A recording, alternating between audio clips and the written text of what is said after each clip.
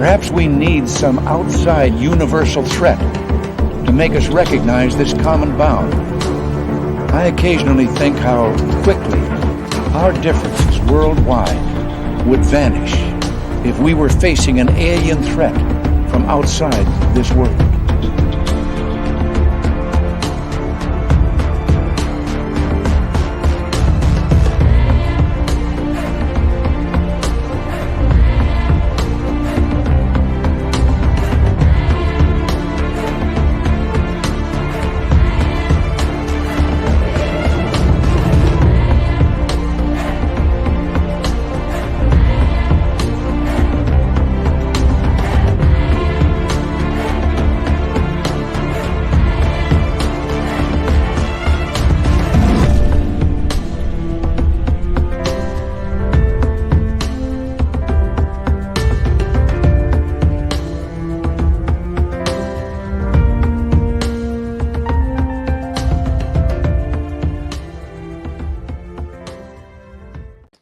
Good evening and welcome to Spaced Out Radio tonight. How y'all doing? It's Hump Day, and we are getting into the paranormal, supernatural, and mystique of it all. Author Wayne Saalman will be here momentarily, and I'll tell you, you're going to love the book collection behind him. You really are. And I'm very excited to have him here learning all about it, because one of the people who loves his books is somebody who scares the living daylights out of me, Colonel John Alexander. Oh, we're going to get into him tonight. Oh, he just gives me the creeps. All right, let's say hello to each and every one of you. We got Race Fan in the gold medal position tonight. Kathy Evans with a silver. Robert Lamoth with a nice bronze medal. Hi, Roy Boy and Laura Lobbs. Jay Ramirez, how's it going? And Mama Susan, Michael Morris, Kevin, and Nick Adkins. Nick Adkins, by the way, will be signing autographs after the show. Line up to the left of the studio, if you don't mind, to the left of the studio. Kim Stanley, Brown Dwarf, Kurt M., Vash the Impaler, good to see you all. Jenny, nice to have you here. And William Burke, thank you for joining us. Welcome to the chat room. Little Timmy Senor, good to see you. Gizmo, what's happening, my man? Sandra Kincaid, nice to see you. Pixie Lara and Millennium, my man, what's happening? Human Carl is here. A great veteran of the United States Air Force. Thank you for your service. And to all veterans out there, you always have a safe home right here in our chat room. Hello, Allison Singh. How are you? And Skip to Malou. How are you, my darling? And who else do we have? Jerry JSCO. How you doing, my man? Good to see you. Doug Shelby is here. The Doug Shelby has arrived, which means we can officially start this show. Forrest Louie, how are you? Thank you, Forrest Louie, for kicking off the super chat tonight. It's a wonderful way to support what we do on this show on a nightly basis, so thank you so much. Chillgasm and D. Cohen, nice to have you both here. Monica, John Corner, my man, good to have you here. John Corner will be signing autographs after the show as well. Line up to the right of the studio, if you don't mind, to the right of the studio. Lisa C., Jeremy Jones, and yes, Canada did blow the NHL draft again, my damn Canucks. I tell you, if you would have heard me earlier, it was horrible language coming out of my mouth after seeing the Canucks in the first round of the NHL draft. Could have taken the local kid. He wanted to be a Canuck. But no, we go to Sweden once again and get another softie. Just like soft ice cream. It's terrible. W. David Page, how are you? The Body Electric Supplement, welcome to SOR Chat. Jessica and Mike, good to see you. Izzy Stradlin Beth, Amy, Vegas. Oh, how are you, my beautiful friend? Tom, Triple Tom over on Twitch. How you doing? Jaden, Timothman, nice to have you both here. Ozzy, oi to you. Hi, Justin Hemmingson. And Anilka, how are you? And Delia Whoopoo, what's happening? Stargazer, good to see you. Mama Catherine, mwah, we love you, my dear. I hope you're having a wonderful night. And can't wait to give you a big hug again. Yeah, if you ever get a chance to give Mama Catherine a hug, do it. It's one of the best you'll ever have. Honestly, she's a lovely, lovely lady. I just want to squeeze her. Yeah, I know. Charlie, you're going to have to share your mom with me. Love V Love, how are you? Good to see you. And who else do we have here? Well, scrolling on down. Digger Dog. And, well, there's a lot of chatting going on. Spencer, how you doing? Let's start the radio side, shall we? That way we can get Bill WD40 into the chat room so we can lube us up for tonight's show. And let's see here. Matthew Gutka, good to have you here. We are caught up on the people, on the hellos. How are you? Don't forget to give us a thumbs up, thumbs down, thumbs sideways. And after the show, leave a comment because that's something that really helps with our algorithms, I guess. Hello, gorgeous Kira. How are you? And our store is open on our website, spacedoutradio.com. And if you are the people buying at our store, because we've been getting a lot of sales lately, do me a favor, take a picture. I want to see your swag on us. Put it on our website. Thank you, Human Carl, for the stunning super chat, my man. Very much appreciate it. Hello, M. Welcome to SOR Chat. Welsh Hammer, good to see you. Everybody else, horns up. Let's rock.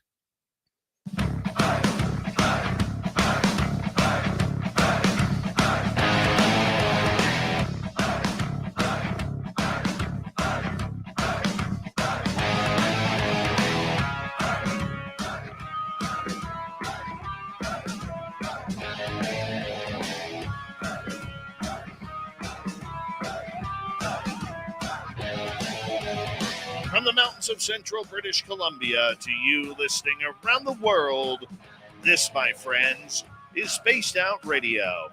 I am your host, Dave Scott, sitting in the captain's chair of SOR headquarters. We welcome you to tonight's show on our terrestrial affiliates around North America, digitally on Odyssey Radio, TalkStream Live, and KPNL. All of our archives are free. Join us, will you, at youtube.com/Spaced Out Radio. Do old Davey the favor, hit that subscribe button. You can follow us on Twitter at Spaced Out Radio, Instagram at Spaced Out Radio Show, and on TikTok at Spaced Out Radio. Our website, spacedoutradio.com. We have a plethora of features for you. Rock out to Bumblefoot, read the newswire, check out our swag as well.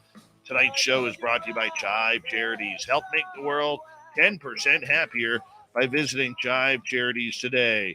You can find them on our website.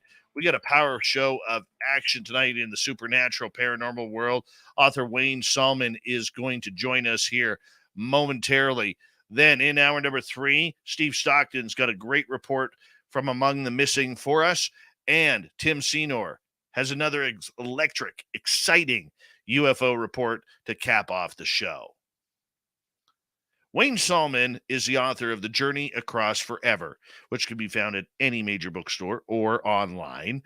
It is a powerful collection of writings detailing the author's metaphysical insights and paranormal experiences over the decades as Wayne traveled the world in the quest for truth and enlightenment. Wayne reveals what the physicist, the mystic, and the all-seekers of truth have in common and explains why things like climate change, the power of social media, and the threat of apocalyptic politics and the nefarious appeal of the dark web are a spiritual challenge for each of us. I'm going to dig right into this because I could tell this is going to be a really, really power show tonight. Wayne Saalman, welcome to Spaced Out Radio for the first time. How are you? I'm excellent. Thank you for having me. Well, I'm excellent too because I want to say first off, thank you for getting up very early for us because it's about 5 a.m. your time over in Ireland, and Correct. I'll be honest with you, I wouldn't do it, but that's just me. But thank you for waking up for our fans here in North America and hanging on out with us. That means a lot. How did you get involved with all of this metaphysical, supernatural challenges that life seems to throw at us, but most people don't even know exists? Well, I think I had a very natural predilection for it from a very young age. I grew up in Ohio, and I grew up in a Catholic family, but I was questioning things already by the time I was 13 or so. And I just went into philosophy classes at a very young age, like as a teenager and also in college. And my interest just escalated. It just kept escalating, especially once I hit the road and was making a determined effort to travel and meet people and find new ideas and new interests and so forth. But it's just very natural to me. And it's been a wonderful journey. For you, did you ever think the life that you chose and that you've lived would take this turn where you're trying to figure out what is going on with paranormal and supernatural events, the mysticism that life has to offer, whether it's life after death or little Easter eggs that it's left around the planet that we haven't solved yet? Well, like I say, it struck me at a very young age. I think I was 21 when I met a particular person who was very into the beat writers, into Zen, and into the paranormal himself. So that good buddy and we started traveling together. And we were just reading book after book after book. Alan Watts was one of the early writers that we were reading very copiously, and reading books like The Electric Kool-Aid Acid Test, and so many other books that really fired us up. On the Road by Jack Kerouac, absolutely.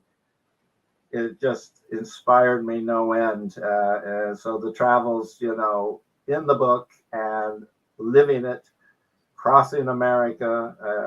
At one point, I drove up through British Columbia and the Yukon to Alaska, to Kodiak Island and back. And so it all went together in a beautiful way. And we were just opening our minds up to everything, every possibility. So for you, who's lived this life of a vagabond and trying to find the meaning of life, if I could call it that, the journey that goes on forever, how have you been able to define your life doing this? I mean, a lot of people would dream of that, Wayne, of just going on and soul searching for their entire life. Yet here you are pretty much doing that.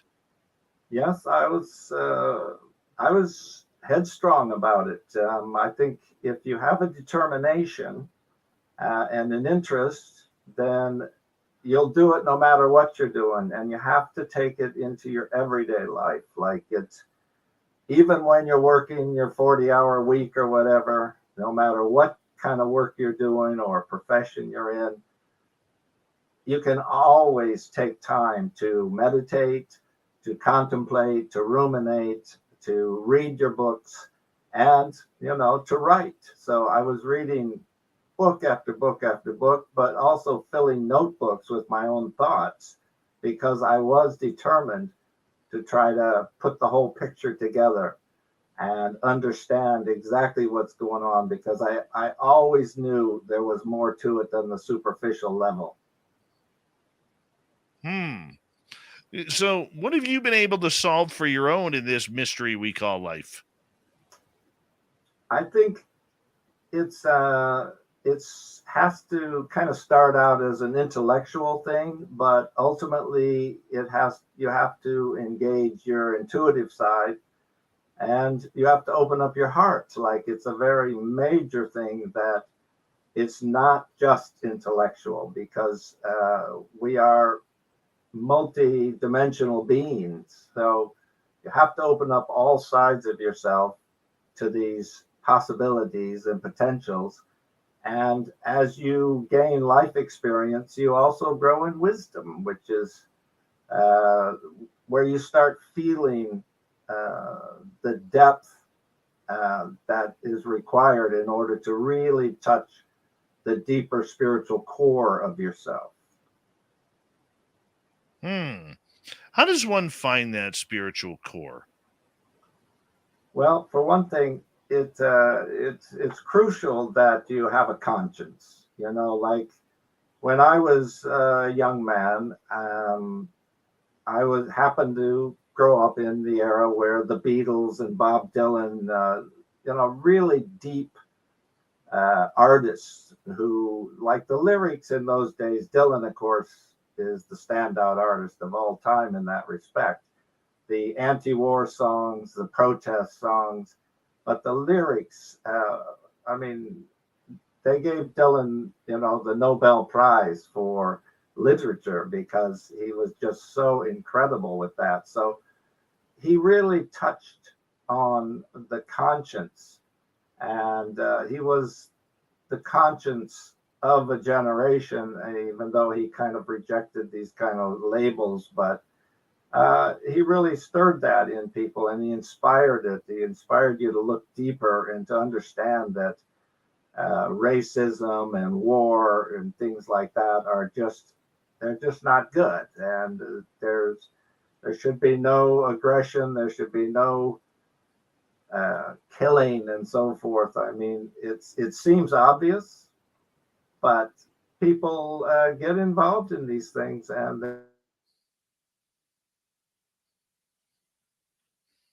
And Wayne froze up there for a quick second, so we'll make sure he can get back in here momentarily. Wayne Saalman, author, researcher, is joining us tonight on the show.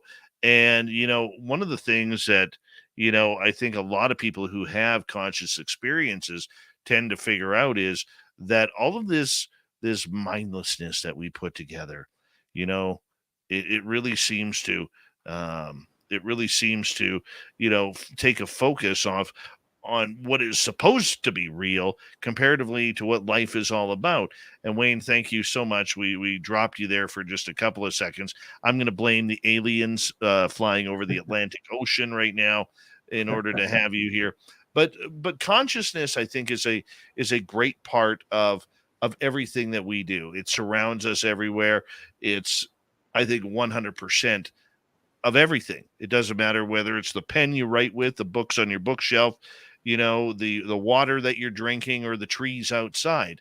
It's absolute. Everything seems to revolve or have a consciousness around it. How important has your study on consciousness been? It's been the absolute core of everything, because obviously awareness is what makes us human, but all the creatures of planet Earth, certainly sentient beings, have this awareness. Like even an insect will scurry away if you get too close to it. So they're aware of you. Every animal, marine creature, everything, and especially humans, of course, but we have the capability of self-reflection. We can actually be aware that we're aware, and that's a pretty incredible quality. And it's where you're able to step back from your awareness and understand that you're a conscious being, and then you can ask yourself the existential questions, which then just are so intriguing that you want to find answers to them. Like, how did the universe begin? If it was just a random accident, as scientific materialists will argue, or there's a supreme deity, a supreme God who conjured everything, and if so, then how did this God come into being? So you can start asking these questions, and you've got 1,000 questions, and as you live your life, you just keep searching for the answers to each one and keep building up your depth of knowledge. But also, it's so important to meditate and to, facilitate your intuition. And that's when the paranormal side of things kind of kicks in, when you are really getting savvy about the intuitive side of the self. Have you always called or considered yourself intuitive? I would say so, yes. My first book was called The Dream Illuminati, and it was based on dreams that I had of flying. And the whole thing, like, for years as a teenager already, I was flying in my dreams, and I was trying to understand what this was all about. But I think dreams, then, to have the awareness, some people dream and they wake up and they don't think twice about it. But I'm like, this is really fascinating. This is there's incredible things going on. What is this all about? And the flying part of it, I soon realized had lots of ramifications when you look at the religions of the world, and whether you're talking about Jesus ascending into heaven, or angels, or just all these different beings, these spiritual entities are supposedly able to fly. And there we are flying in our dreams, and you're trying to make that connection. So I came up with a plot where it's set just maybe 20 years in the future, where this group of people get fly packs, and they're living out their dreams of flying. So that was my first book, The Dream Illuminati, which Robert Anton Wilson wrote the introduction to. So some of you may be familiar with that.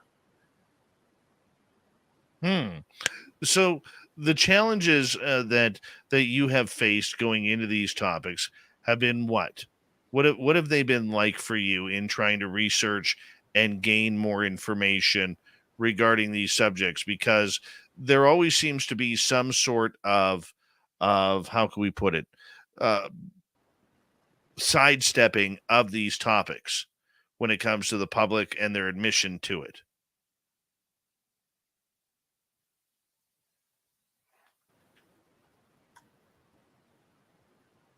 Did you get to hear my question? There was a blackout there for a moment. Okay. All right. So let me re-ask here for a second. How have you been able to find your information for your books when a lot of people choose to kind of push the consciousness aspect and everything to the side? It's not something that people want to deal with on a daily basis. Right.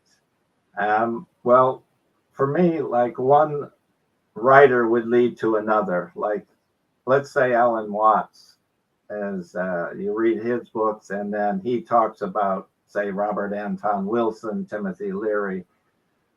So one led to the next. And when you're really on a quest to understand and to get answers, and you want to live the most fulfilling life you can possibly imagine for yourself, you want a bit of magic in your life. It's very compelling to feel like there's more going on than just having to earn a living and just kind of the mundane things.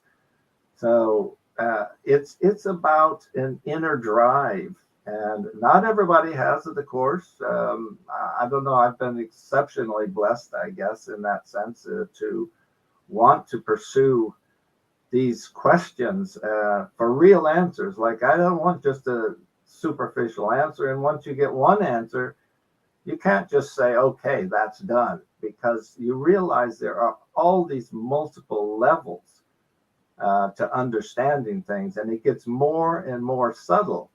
Like, to just get down to the very nitty gritty core of what's going on with energy, with our spiritual bodies, with our physical, it's mind, body, and soul kind of thing, where you're trying to work on multiple fronts, and it's a drive. So my recommendation is, don't just take the superficial level, and go for much more than that. And if you do, like, you read the books, then one will lead to the next, and you start being able to discern which authors are giving you genuine information, as opposed to just bluster or bragging about how enlightened they are. Like, it's much more subtle than that. So that's basically how I've been driven. For our radio audience who may not understand, what is a mystic? A mystic is someone who has a sense of the divine. It's you have to, if you're talking all the time and everything is, all your energy is directed outward, you probably won't notice anything of a mystical nature. But if you meditate, if you learn to even just sit and contemplate the big questions, uh, in silence, you can sense this divine nature within ourselves. So a mystic isn't necessarily somebody who's seen luminous beings, in their mind's eye, or confronting, a burning bush or something. Like, it's much more subtle than that. I think we get the idea that things are very dramatic. We get used to movie versions of things. But I just think a mystic is just someone who is willing to sit quietly, like out in nature is a great way to do it. Just sit on a rock by a river or something like that. Go trekking through the mountains. Oh, I absolutely loved that sort of thing. Trekking through, British Columbia and the Yukon in the dense forest, and just being quiet, letting your mind still, and then sensing this numinous energy, this divine energy. It is pretty cool, isn't it? When you get that opportunity to just relax and find that divine nature of where you need to be in life. I mean, we all strive to get there, but is it even possible to get there? I don't know at times. Well, I think it is. I think it is if you're very persistent and you just keep going. And like the Zen thing about when you get to the top of the mountain, keep climbing. There's no end to it. You find infinity in every direction. And so you can chase anything you want. You can go on any kind of quest, but we do tend to work on multiple fronts at once if you're really attending to mind, body, and soul. And getting out in nature is a brilliant way to do that. Traveling brings that out also.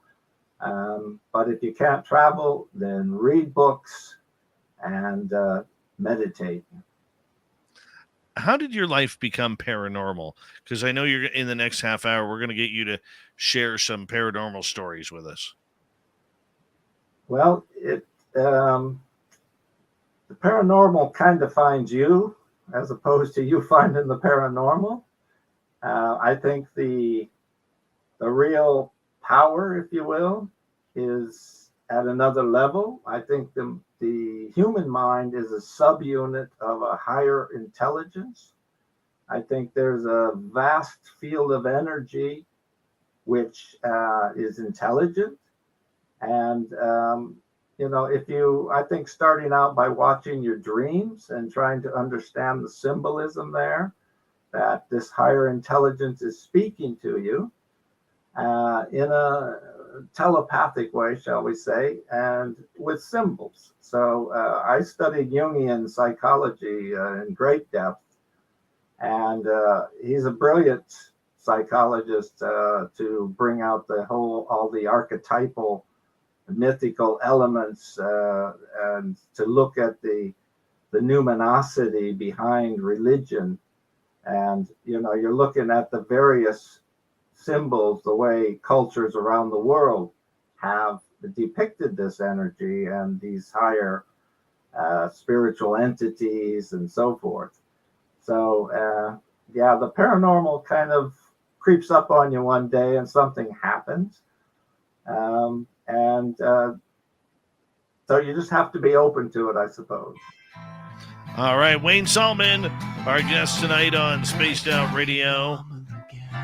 When we come back, his own paranormal stories that have led him down another one of his rabbit holes. We're going to have some fun with Wayne Saalman. You can find his book on Amazon, The Journey Across Forever, when we return.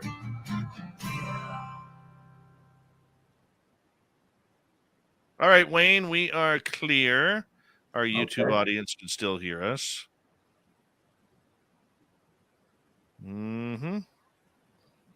And so, let's see here.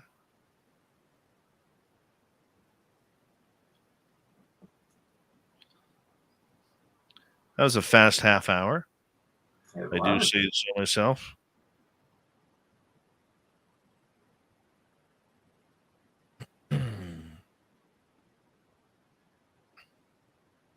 What do you usually do during your days over in Ireland besides drinking beer?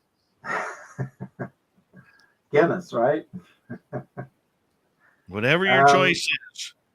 Well, I'm retired. I was the manager of a health shop for many years over here, I think 14 years.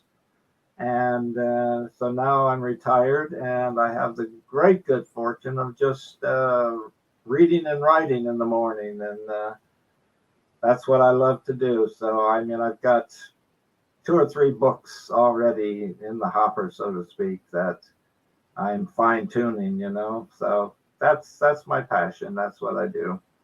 But I do try to do physical things as well, get out, do things. You can't just, have your nose buried in a book or be staring at a computer screen all day. So. Oh, I hear you.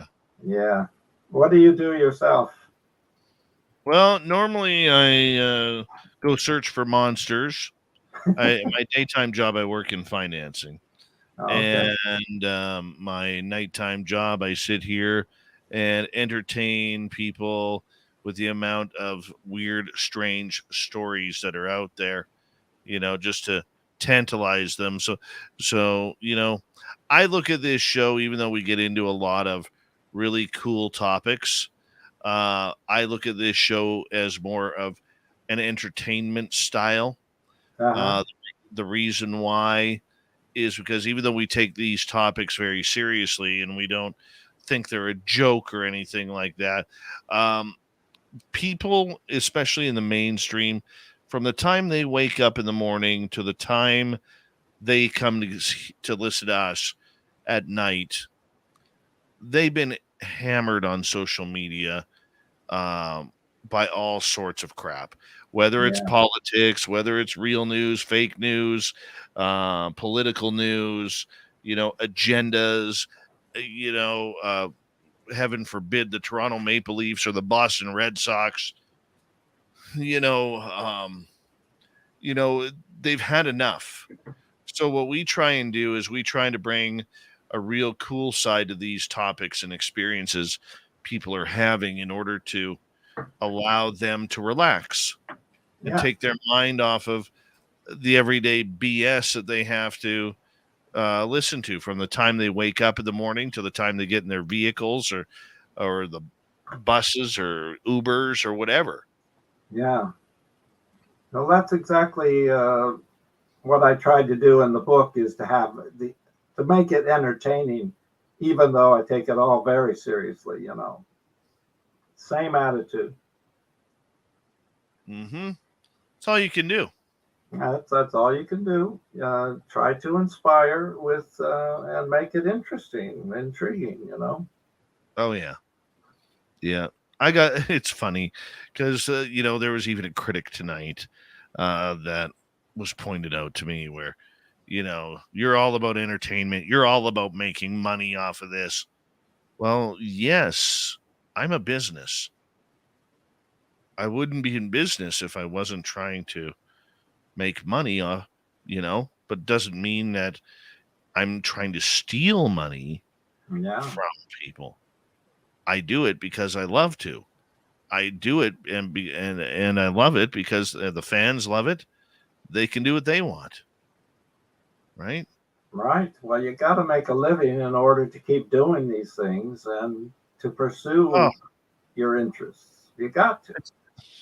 It's the same thing, as a journalist, where people were like, well, who are your sources? You got nothing until you name your sources.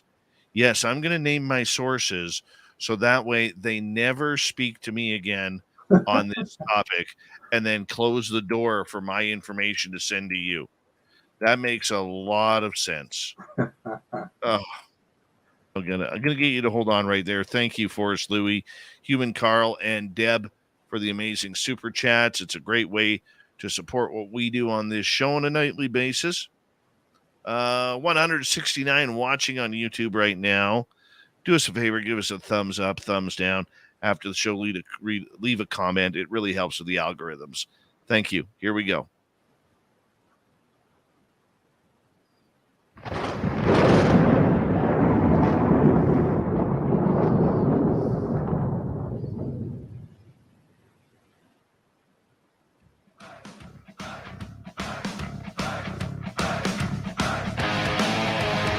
Second half hour of Spaced Out Radio is now underway. Thank you so much for joining us. My name is Dave Scott. I'm the weird dude behind the microphone telling you all this whoa. Reminder to all of you that if you've missed portions of this show or others, check out our free archives by going to youtube.com/Spaced Out Radio. Do old Davey the favor, hit that subscribe button. Our website is spacedoutradio.com. We have a plethora of features for you. Rock out to Bumblefoot, read the news wire, check out our swag as well. Follow us on Twitter at Spaced Out Radio, Instagram at Spaced Out Radio Show, and on TikTok at Spaced Out Radio. Author, poet, researcher Wayne Saalman is here. We're talking about The Journey Across Forever, a magical, provocative odyssey across the ages around the world and into the great beyond. And Wayne, you have some paranormal experiences that you have experienced all around the world. Take us through a couple of these stories. Did you believe in the paranormal before you started experiencing it? I would say yes. I did have a natural predilection for it. I just, as I said in the first half there, the superficial level always seemed not to be what's going on. So I always thought there's more going on here than meets the eye. And I was reading books. I mean, if you've read Alan Watts or Robert Anton Wilson, Timothy Leary, you get a sense that there is this other level, which you can call paranormal. So yeah, I've always had the sense of it. And then, like, I guess the first thing that happened to me that was completely unexpected is I was 11 years old, and it was a bright summer day in Ohio where I was living out in the country. My brother and I were throwing a ball back and forth to each other in the front yard when a silver disc came flying over the house very slowly. And now this was not what you would call a typical UFO, not the flying saucer type. This was more like a round disc that was more or less a shuttle. And it had a railing. It was a flat disc. And there were two people standing on it at the back of the rail. And totally silent, flew over. No sign of a engine or a pilot or anything like that. And we waved up at the couple, and they waved down at us. And we were like, wow, that's a cool flying machine, you know. It was years later that we realized, why haven't we ever seen another one of these, you know? And for years then, I was trying to find out what the story was with this particular flying disc. And to this day, I've never seen another one. And I have to conclude this was probably a couple of humanoids flying on this disc. And they were on their way somewhere. The thing was so low in the sky, I could have hit it with the baseball that I was throwing. And but they waved down at us. We waved up at them, and it was very friendly and just a lovely experience. I can't believe this. I mean, I have heard people see up close and personal winged humanoids or these spacecraft where there seem to be humanoid type beings in there. I mean, for you to have them wave back at you. How do you know you weren't hallucinating or something along those lines? No, I was only 11. My brother was 13. We were innocent kids, but I tell you, it really set my life's course, and I didn't even realize at the time, I just thought it was another cool flying machine. But yeah, I mean, this is a beautiful couple. They looked like they were dressed like in Star Trek clothing, that kind of look, brown. I don't know if there was a little icon on their shirts or whatever, but yeah, very friendly. And that was the first experience. But a few years later, say three or so years later, I was playing out in the night as we did in Ohio. It's beautiful in the summer, it's humid, it's beautiful summer weather, and you're outside and you're running around and you're doing things, but it was dark. And I was with a friend, and he lived in another house that was across a field, so a rather large field. We saw this craft, again, very low in the sky, flying toward us. And it was like a huge rectangular shape. And you could feel a certain vibe about it. It was definitely not an airplane. It was not a helicopter. But now this one got very paranormal strange because as the thing approached us, we were, looking up and our eyes wide, and we're going, what is that? Now, what happened really surprised me, because the thing seemed to become aware of us. And I don't know how this sense, but many people have described it in the UFO literature, where is it the entities or is it the craft itself that has this sense of awareness? But we both felt this spine tingling moment where this thing is aware of us, because it was cutting across our path. And as we ran forward, or we were moving kind of slowly there because we were staring up at it, suddenly it turned like to follow us. So we were caught off guard on that one, and we figured we'd cut and run, like we're Right. frightened at this point. But what happened, really weird, is the thing suddenly burst into flames on the top of the deck. And we could actually hear the crackling of the flames. And then just as suddenly, the thing was snuffed out. The flames were snuffed out. And the thing just trailed off, smoldering on across the countryside. So, like, that was very weird. And but many people think if it's not weird enough, it may not be the real thing. But if it's to the point where you're going, this is crazy, you're probably witnessing a real paranormal moment. Very true. I mean, did the craft seem biological to you? Because a lot of people have said that, like, when the craft seems to be communicating with them, it almost feels like it's biological, like it's got some sort of mixture between technology and biology.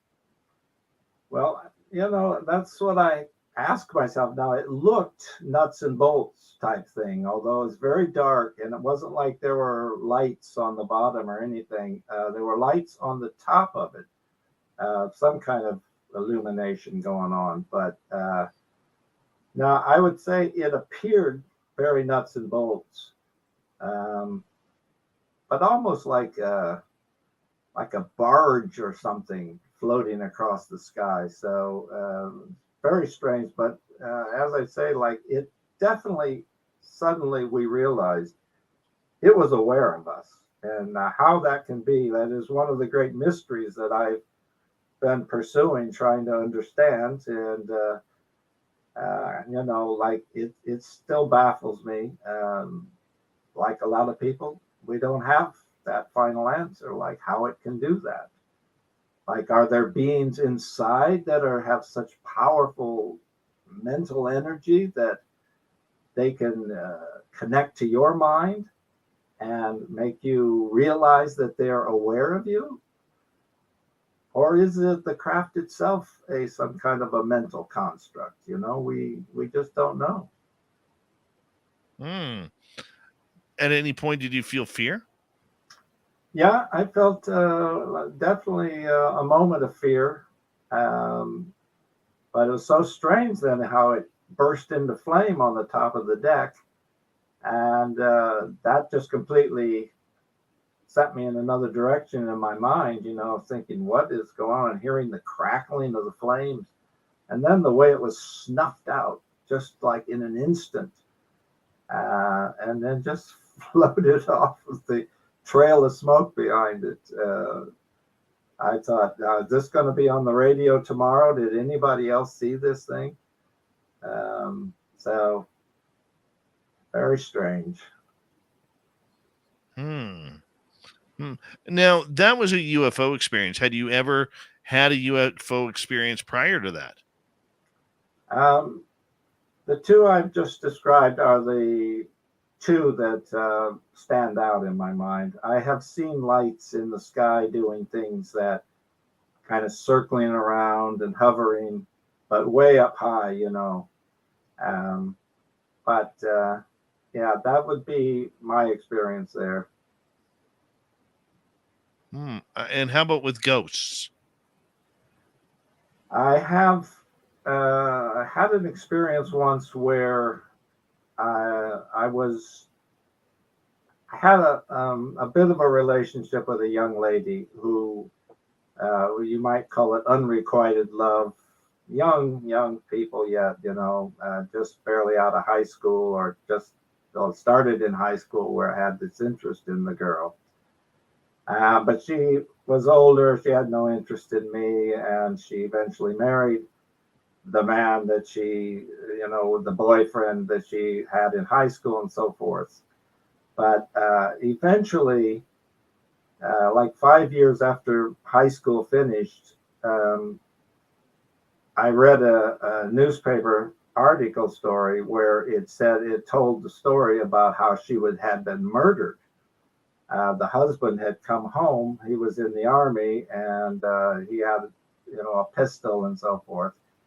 And he caught her with another man and killed them both. So this was, I was 24-ish, 25. So I was young enough that this really shocked me. And of course, to know somebody like that and to know they've been murdered and so forth, it just really upset me. And for about 3 days, I just couldn't stop thinking about her. And then I was sitting on the bed reading a book one night, and I kind of faded out. You're kind of in a twilight realm where you kind of fall back half asleep while you're reading. And the imagery of her just burst into my brain. It just lit up my brain. It was just so radiant. And I saw her face.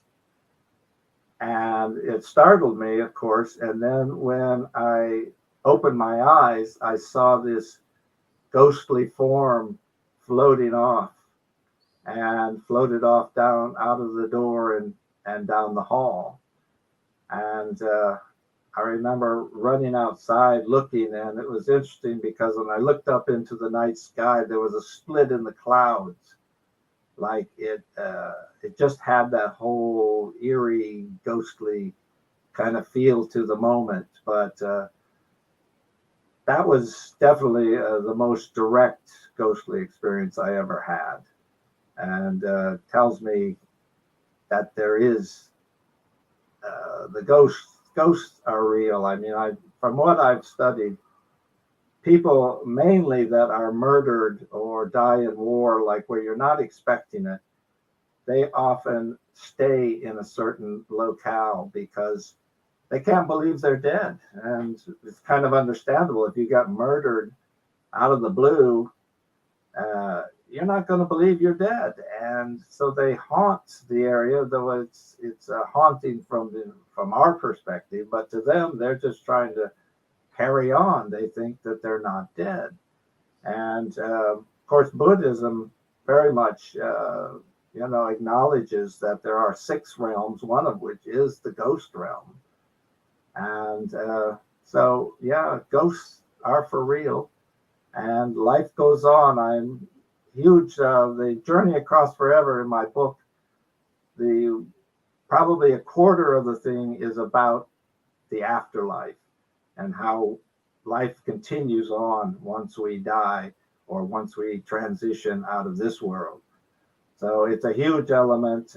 If you are interested in the afterlife, I think you'll find this very fascinating because I kind of synthesize all the stories that the anecdotes that have come down. Now we have tens of thousands of reports by now of people who have been resuscitated and been to the other side and are now back in the world, and they're telling us what to expect. And I think it offers us a new paradigm for how we should live our lives based on what they're telling us is important from that perspective. We meet upon leaving this earthly body and going to this other dimension, the great beyond, as I put in the title there, the subtitle. We not only meet or are met by loved ones sometimes, but these beings of light are just radiant entities who kind of work with us and guide us, and then they stay with us during our life review. And I think the critical thing that's really important to understand is that we don't just see our lives flashing before us again. We feel everything that we felt. But even more importantly, we feel how we made other people feel. So the impact we have on others comes back to us. And I think it's the ultimate karmic moment where everything you've done comes back to you during this life review. And obviously, if you've lived a good life, if you've been kind and compassionate, you're gonna feel all that love that comes back circling around. But if you've been selfish, if you've been mean, if you've abused people psychologically or physically, if you've tortured, if you've killed, I imagine the horror of having to deal with that. So karma's for real. It comes back. And as I say, I think in the life review, we experience the ultimate karmic moment. That is beautiful. We got about just over 5 minutes to go here before we have to go to break at the top of the hour. Author Wayne Saalman is with us.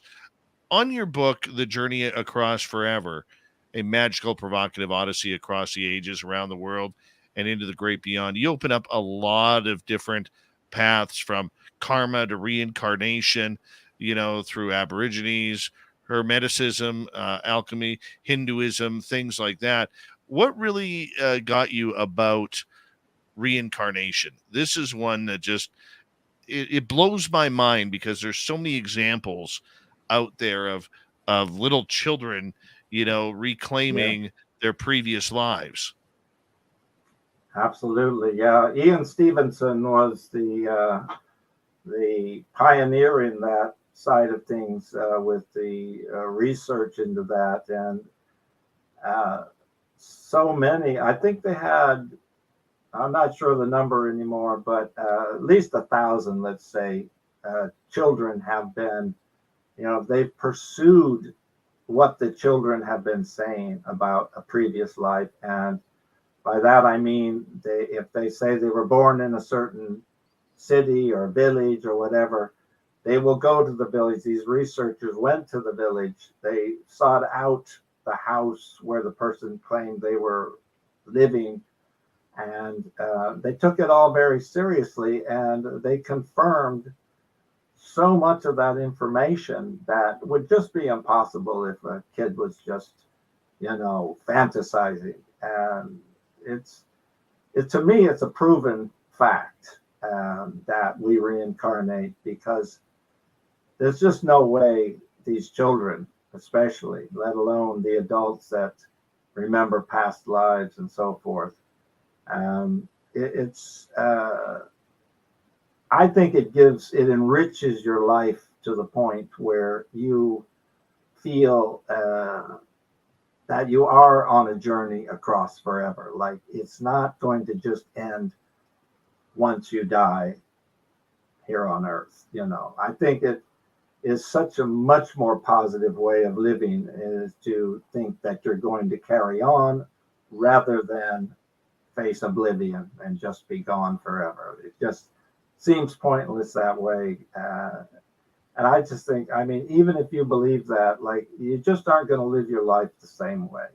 So it's very enriching spiritually to believe that we are going to persist, and that it matters. Like, what we do has consequences, and it matters what we do, what we think, what we say. Everything comes into play when you look at life as a situation where we reincarnate. So you want, to have a better future, then think about what you're doing. Look at the karmic impact that you're making with everything that you think, say, and do. Do you think you've reincarnated? I do, but I can't say that I have any direct recollection of any past lives. I'd love to know, but it's, you could go to certain mediums or psychics, I suppose, and pursue it that way, but there's just no way to verify anything like that. But it's more important from my perspective about the future, where I'm going, rather than where I was. I think why did I have all these predilections toward learning these things from such a young age and pursuing spiritual, questions and so forth? I just think that is a carryover from a previous life. And I'm very comfortable with both East and West. The sages of the East, the Hinduism and Buddhism, have been very, very fruitful for me, and I just had a very natural predilection for them. But I also love Hermeticism and the Western mystery school kind of things that you can pursue from ancient Egypt. I have a very fascinating story about the time I was in Cairo. I won't start that now. I know we don't have time for it, but if you want a great thriller, chapter in the book is about the time I was in Cairo and seeing the Great Pyramid, and ended up in the Great Pyramid by myself.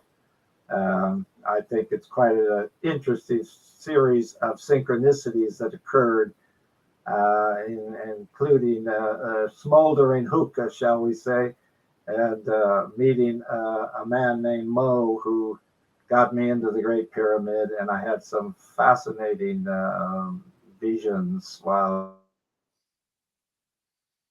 in there. I also would quite like to tell about the Power Stone I found in Australia. That is a Churinga, a Dreamtime Power Stone. So, well, let's get to it, because we got Wayne Saalman for another hour here on Spaced Out Radio, a fast first hour. I'm sure the second one will be just the same. His book, The Journey Across Forever, a magical, provocative odyssey across the ages, around the world, and into the great beyond. You can find it at any major bookstore or online. Spaced Out Radio continues right after this. Now, Wayne, I'm going to put you back in the green room, and I'm going to step away for a couple minutes and take the time to have some Dave time. I'll be right back, okay? Can I ask you, how much time can I have? We got about 5.5 minutes. Okay. All right, be right back. No problem. Hi, Javon McClellan. Welcome to SOR Chat. And Blue Cruz, good to see you, my man. Javier, good to have you back. And did I miss anybody else? Don't think so. I'll be right back, guys.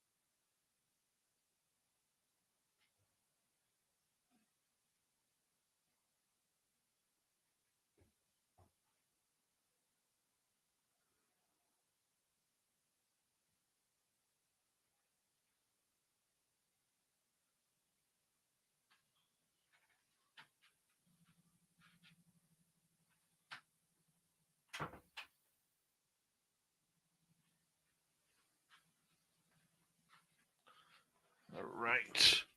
I am back. We got about 1 minute to go, Wayne. Okay. All right, I'm here. Perfect.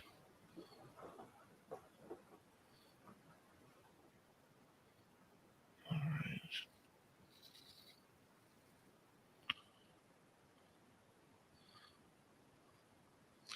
And where are we here? Okay. Jerry Carter, how you doing? You're right. If this chair could talk, man. If this chair could talk, we'd never have another radio show. All right. Let's hi Christine. How are you? Good to see you. Dog, welcome. And big thank you to Louis ×3, Kira, Human Carl, and Deb for the super chats. Don't forget to give us a thumbs up, thumbs down. And if you're brand new here listening in, hi, Chris Jarvis. Don't forget to hit that subscribe button and ring that bell. Here we go.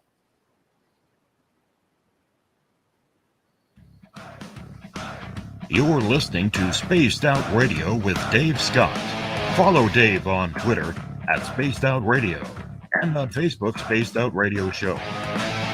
Here we go with hour number 2 of Spaced Out Radio tonight. Good to have you with us. My name is Dave Scott. Always appreciate you tuning us on in wherever you are on this beautiful planet we call Earth. Hello to everyone listening in on our terrestrial affiliates around North America, digitally on Odyssey Radio, TalkStream Live, and KPNL. All of our archives are free. Join us at youtube.com/Spaced Out Radio. Do old Davey the favor, hit that subscribe button. The Desert Clam has set the password for tonight in the SOR Space Travelers Club. Niant. Niant is your password. Use it wisely, Space Travelers, as the Clam sets the password each and every night right here on Spaced Out Radio. Our website, spacedoutradio.com. We have a plethora of features for you. Rock out to Bumblefoot, read the news wire, check out our swag as well. Follow us on Twitter at Spaced Out Radio, Instagram at Spaced Out Radio Show, and on TikTok at Spaced Out Radio. Here we go from the lovely country of Ireland. Wayne Saalman is joining us, hanging on out, talking about everything from mysticism to consciousness, reincarnation, and everything in between. He's got a brand new book out called The Journey Across Forever, a magical, provocative odyssey across the ages, around the world, and into the great beyond. Wayne, thank you so much for being here tonight. That's my pleasure. Thank you for having me. Oh, we're having a lot of fun with you tonight, so we really do appreciate it. For you, I mean, you have written so many books in more of a fictional sense. This one seems to be quite common. It's about humanity. It seems to be about, trying to find our own dialect of where we're going as human beings. You touch on a lot of subjects here, that touch people, in a spiritual and a provocative way. Why did you want to write that kind of book if you're so used to fiction? I think the fiction books led up to this in that I was an early fan of Alan Watts and Robert Anton Wilson, but I didn't feel at a young age that I was up to, competing at that level. So it's taken me many decades to get to the place I'm at now, where I feel confident about what I'm writing and what I'm speaking about. As a young person, you're on a quest to gain knowledge, but you're also trying to get ahead in the world in whatever way that you choose. So it was just less personal to write fiction. I included a lot of these stories in those books. The first book was called The Dream Illuminati. The second one was The Illuminati of Immortality. So very much tied into conspiracy, spirituality, the paranormal, but kind of set to be thrillers so that you're bringing the reader along. My third book was Dragonfire Dreams, which I think is those particular words, I think, we're full of fire as we pursue the things in life that interest us. So I kind of metaphorically called that Dragonfire. So we're full of dreams. And I told earlier about how I had all these dreams of flying when I was younger. So I've been a great advocate of the importance of dreams. And as I said earlier, also, I study Jungian psychology in great detail. But I would say it was only in the last decade that I really came to the point where I felt like, okay, I think I pretty much understand what I can understand. Now, there are certain mysteries that are going to elude everyone. The greatest minds that have ever lived have not fully figured out everything. So the mystery is very important, I think, to keep us moving toward searching for answers.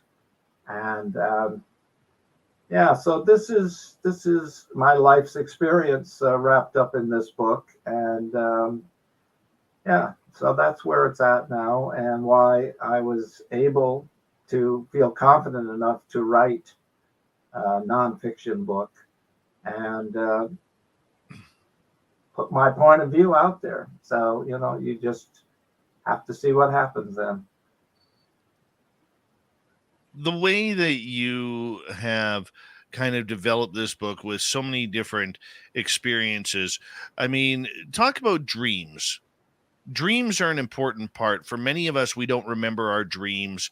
For many of us, we try and find the translation of what the dream is trying to tell us, whether it's, falling off a cliff but never hitting the ground, or flying, by flapping your arms like a bird. I remember doing that as a child.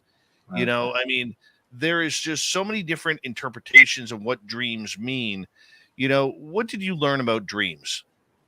Well, I think dreams are a reflection of our emotional state, for one thing. Like, we typically dream about what happened during the day, whatever a certain figure might have stood out to us during the course of the day and kind of impacted us in a way, like that made us think.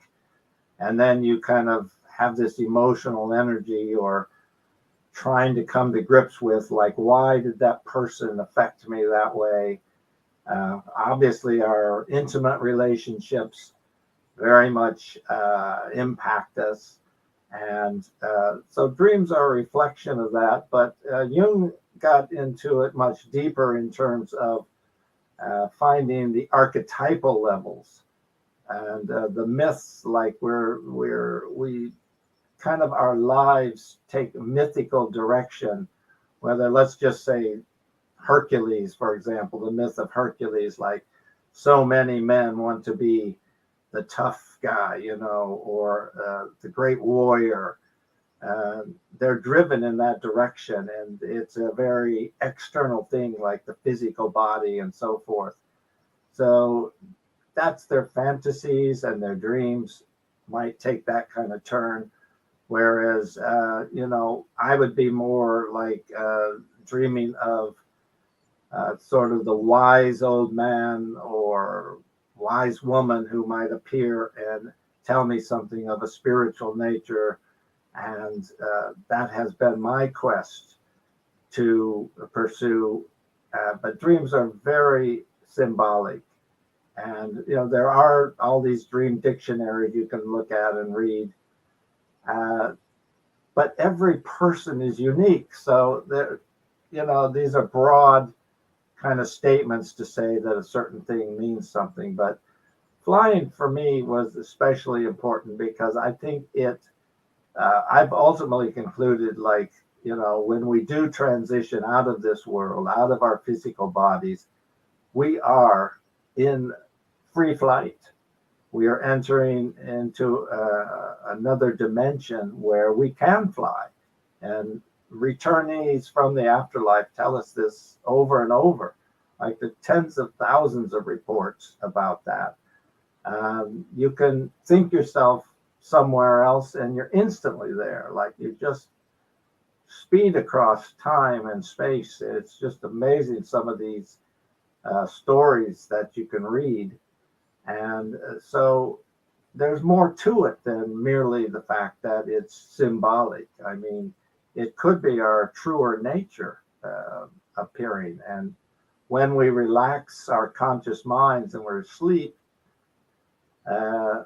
this could just dominate, you know? So I think they're very important. And the more lucid you are, the more you're able to control things. But it's very difficult, and it can be very wearisome. You know, you don't get a good night's sleep if you're trying too hard to be lucid every night, I think. So, you know, sleep's very important to your health. So, but just to sort of have your mind kick in whenever you are in a dream and just to be aware of it, the best thing to do, of course, is to write the dream down in the morning and write as many details as you can. I have notebook after notebook with these dreams, and you know, it's putting your focus on the dreams by writing them down in the morning. So that's the way to expand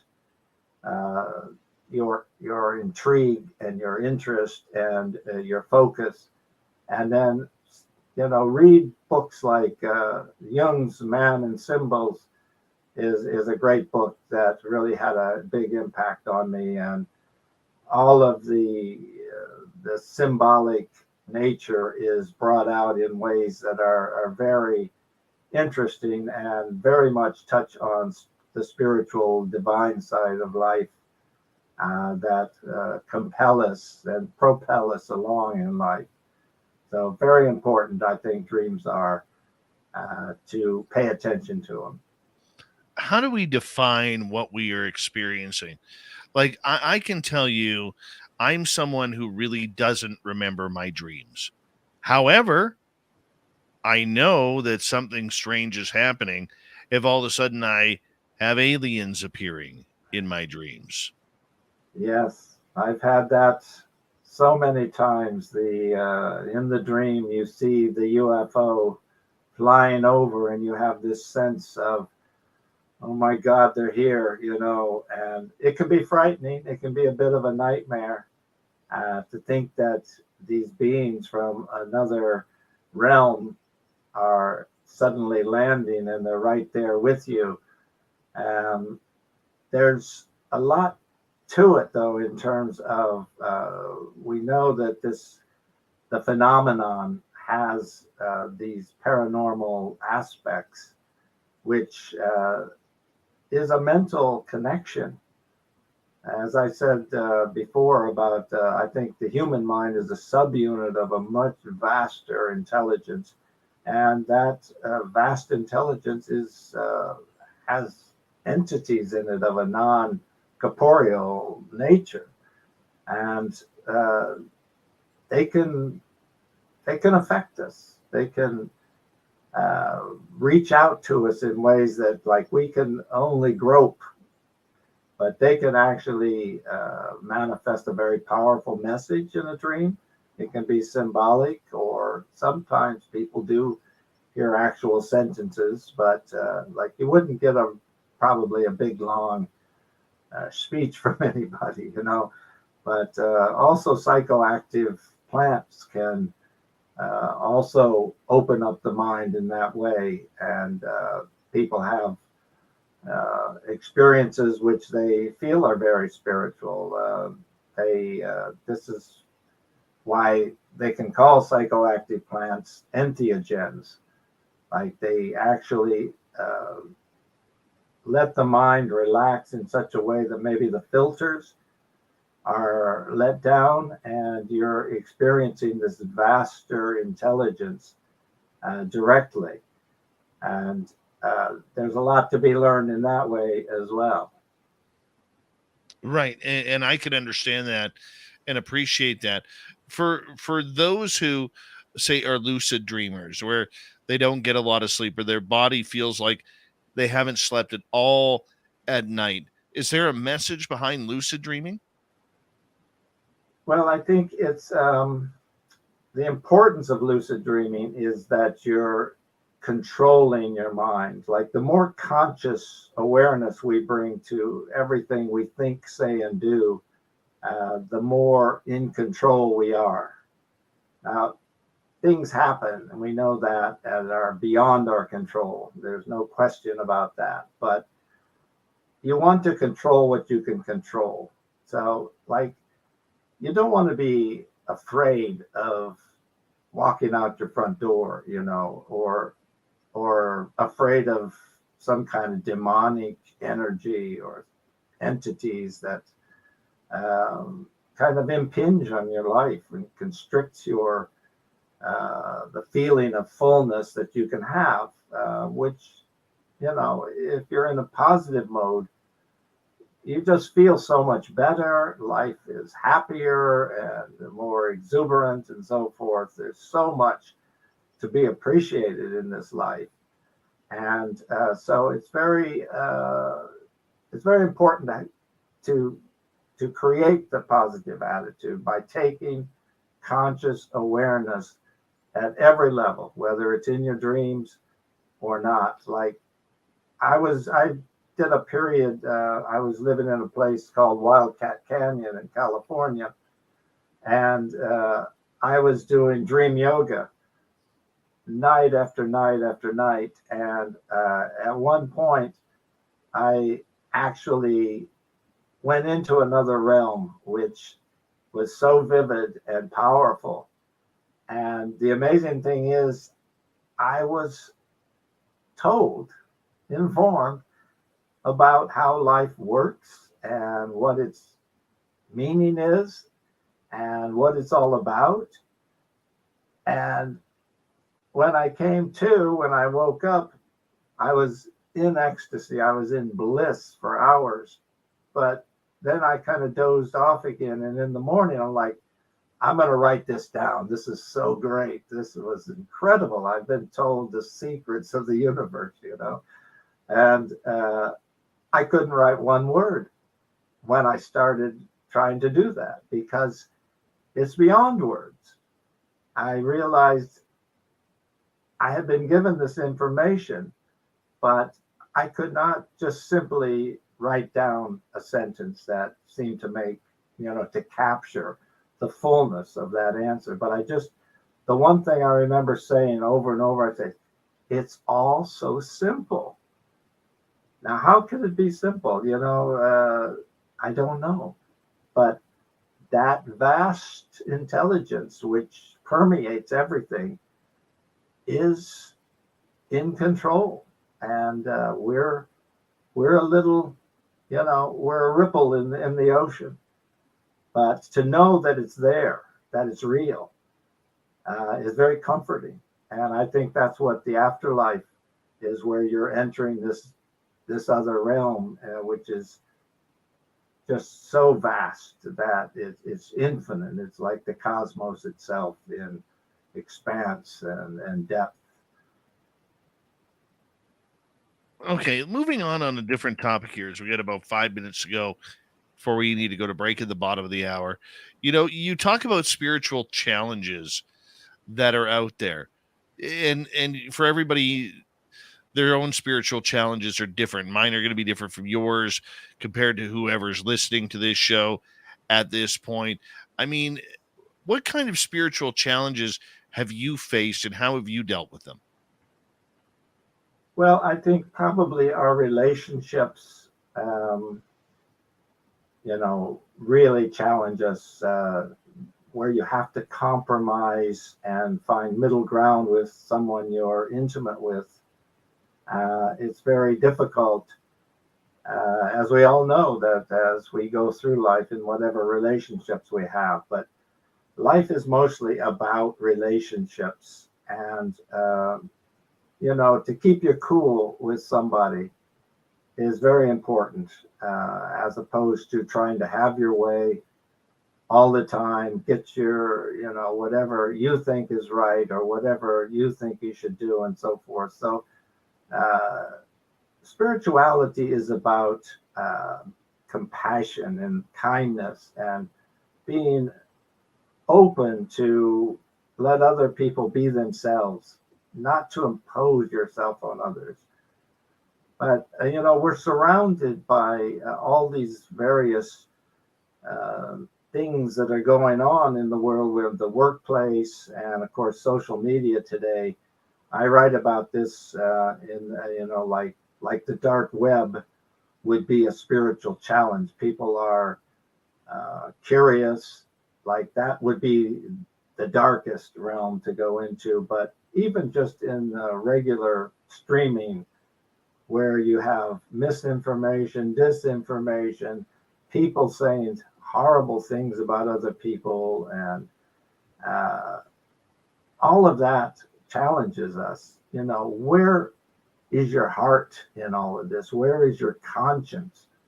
And that's the critical thing. To grow spiritually, you have to get more subtle with the way you view things. And you must have a conscience about things. Like, why would you want to promote misinformation or disinformation, whether it's political or otherwise? Why would you want to force your religion on someone else? Just that sense of respect that everybody is unique and has their own viewpoint. And, let's talk about it. Let's debate it, but let's be kind about it and compassionate about it. And the challenge is to, foster these higher qualities in yourself and not go the low road. Okay, so give me an example of taking the high road and how that's happened. Is it like everyday life? Like, say you got somebody with road rage beside you, or is it something that maybe is a looming family problem?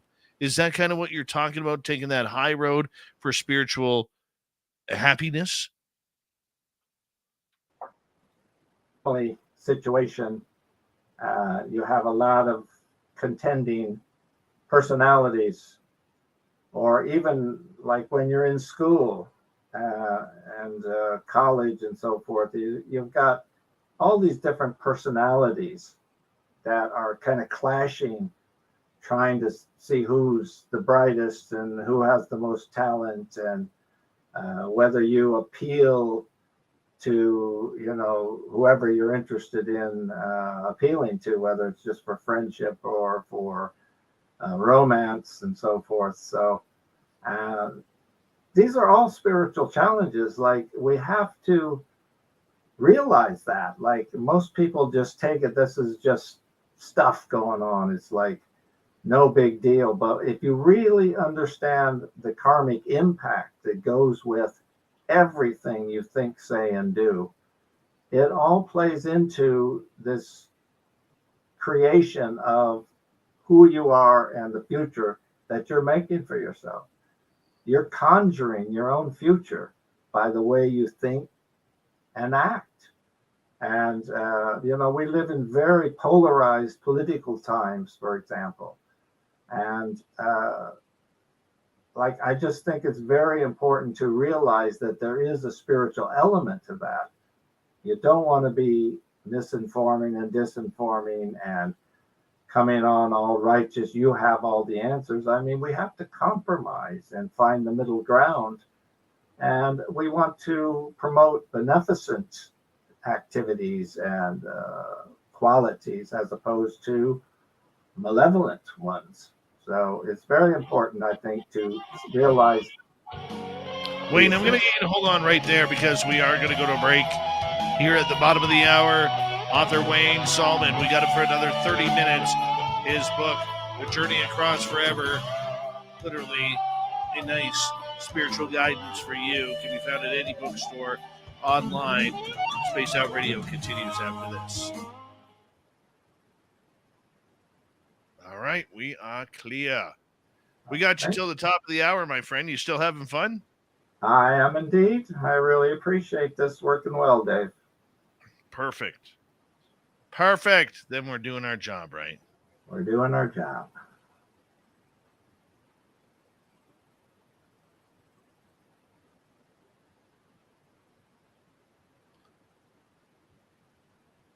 All right.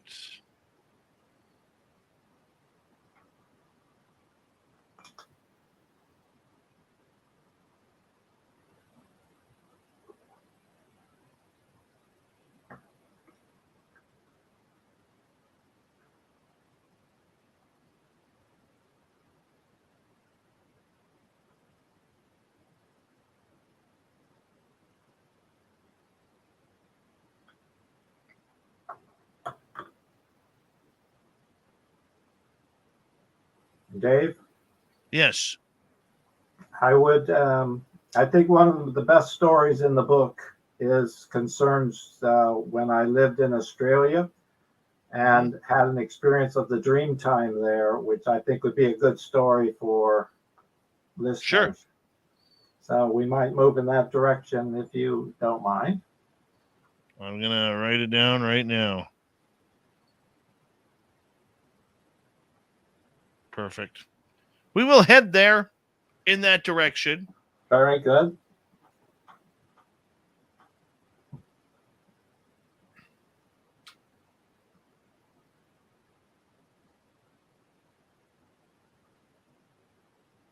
Getting light here now. Daylight's breaking. If I went outside, I could still see daylight. Yeah. Far north.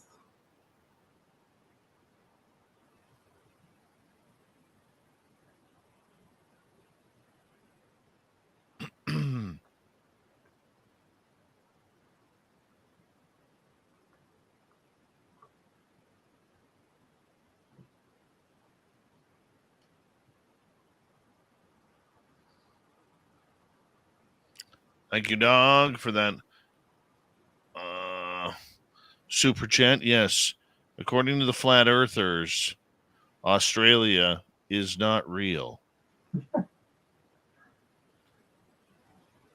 Hey, good morning, Mr. Eon, voice of the gods. That conversation we were supposed to have yesterday, Ian, let's have it this weekend. I'm off Friday, Saturday, Sunday, so we can have that chat on Friday, if you don't mind.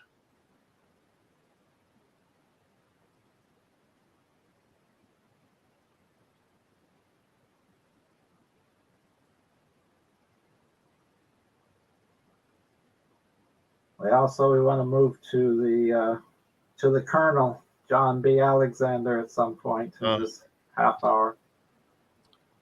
Yes, John scares me.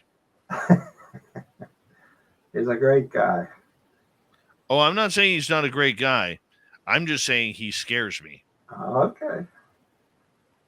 That's fair enough. First time I ever interviewed him, he yelled at me twice on my show.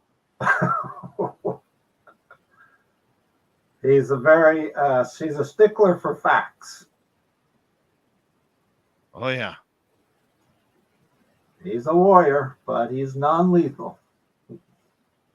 Yeah, he used to be very lethal. Yeah. Well, back in his Vietnam days. Oh, yeah. Oh, yeah. Absolutely. Impish Sun Bunny, welcome to the show. Oh, yeah. Yep. He's his mind is incredible. That's for sure. And if he only let us into about 1/10 of what he knows, we'd be halfway through disclosure right now, probably. I know what you mean, yeah.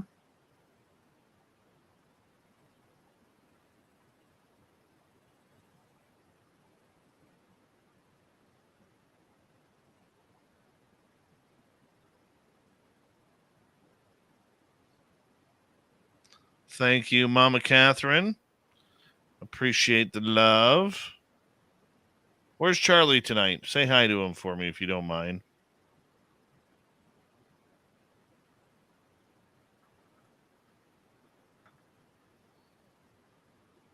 Hi, Cat Chaser.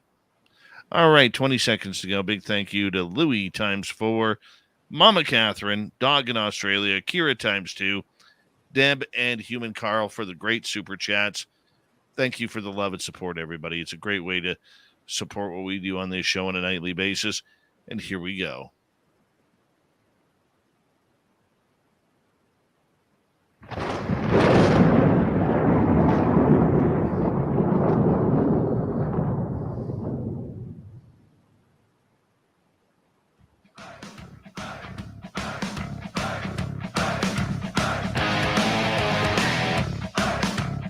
We passed the halfway point of Spaced Out Radio tonight.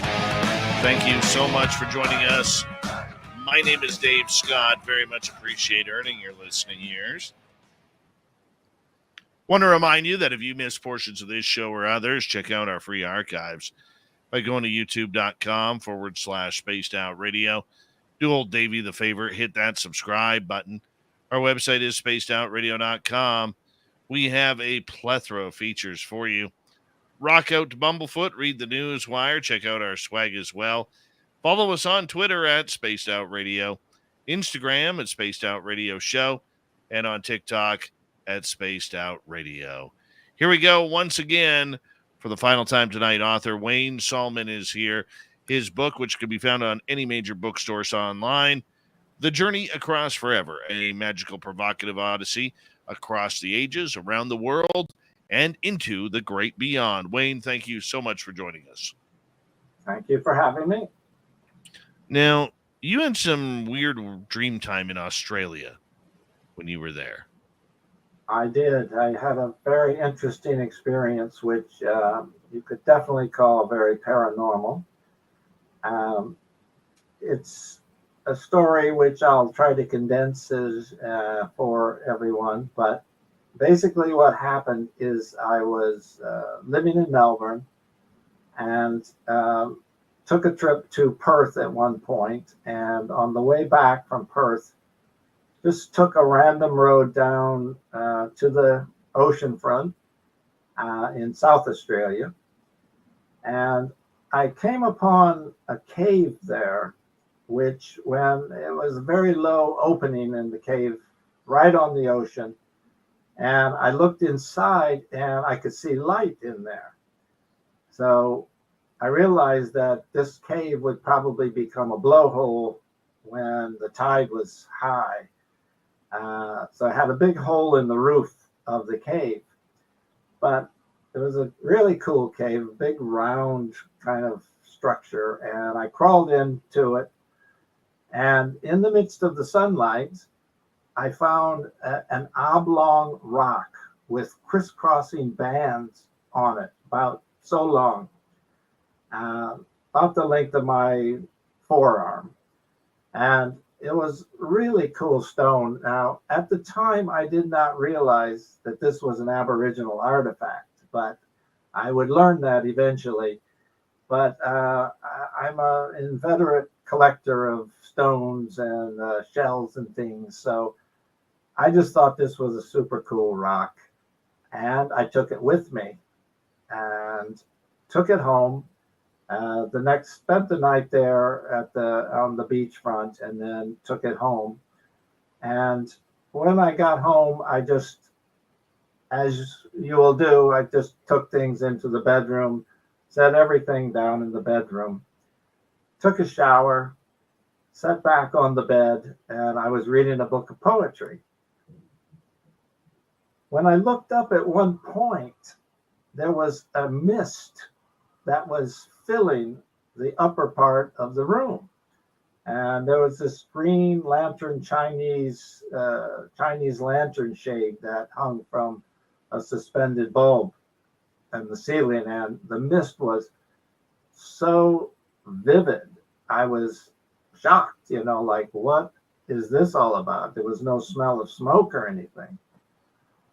But there was a black Victorian fireplace to my right from the bed, and I suddenly noticed that there was a spinning spiral in the mist.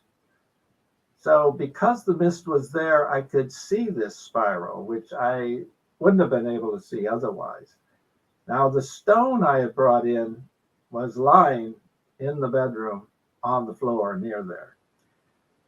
For a solid hour, I interacted with this spiral. And at one point, it came toward me, and I could feel its energy swirling around inside of me. And I kind of took it that it was checking me out. Now, there was no fear involved with this, but it was a very curious thing. I played with the lighting to make sure I wasn't just imagining things. And I had a clock right there. It was a solid hour of watching this spiral. Well, at a certain point, then someone started a car engine outside. And somehow that triggered something with this spiral energy, and it started crackling and made an electrical crackling sound. And it suddenly shot up through the ceiling. And in an instant, the mist just cleared out. And I was left, wide-eyed, staring, going, what just happened here? Well, subsequently, an Australian couple came over a few days later, to talk about the trip and so forth. And I showed them the stone, and the lady she was a native Australian. She said, I think you've got an Aborigine artifact here. And, it's illegal to remove those from where you might come across them. So I at that point, I thought it was still just a natural formation, that it had gotten the shape it had gotten from being rolled around in the surf. But anyway, I went about a week later, happened to be out, and I went into an Aborigine shop, that sold all the traditional items that the Aborigines make and use and so forth. So there was a lady in there. She was Aborigine, and I started talking to her about it. And I said, I found this curious stone. And she was intrigued. And so she said, I have a friend who's a professor at the university, and he knows all about these things. He said, bring me the stone and I'll take it to him and we'll see what he says. Because the idea that it might be an artifact, it made it important. So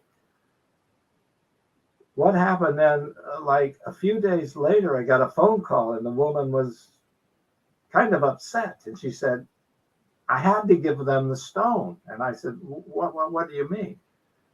She said, the professor had called the South Australian Aborigine Society, and they had flown 2 shaman type Aborigines to Melbourne from South Australia to retrieve that stone. And she said, it's a Churinga, which is a power stone. And a Dreamtime entity was apparently living in that stone and came out of the stone, you see, when it was found itself, you might say, in a suburban setting, taken out of its natural habitat. She at first resisted and said, I can't give you the stone, it's not mine to give. And quite curiously, one of the men said, give us the stone or we're going to point the bone at you, which to an Aborigine is a death sentence. So it was serious stuff. She said, of course, take the stone, take the stone. So for me, I finally got a sense of what had happened. And this was an encounter with a non-human, incorporeal entity from the Dreamtime. And it was proof to me that there is life that is incorporeal, disembodied life. Now, the Aborigines do believe that the ancestors, when they die, they go back to the Dreamtime from where they came. So the final thing I'll say about it is I subsequently learned there are thousands of spirals pecked in stone all around Australia. And these are called petroglyphs. So it's a sacred form. And subsequently learned even more that worldwide it's a sacred form, the spiral. In Australia here, there's a building, a stone building that's called Newgrange, that's north of Dublin, and it has spirals pecked in stone in front of it. The Newgrange picks up the light of the winter solstice every year, and it has the beautiful triple spiral carved in stone inside. Newgrange is said to be 5,000 years old. So a very, very big learning experience with that one. You got to know over time a living legend in Colonel John Alexander.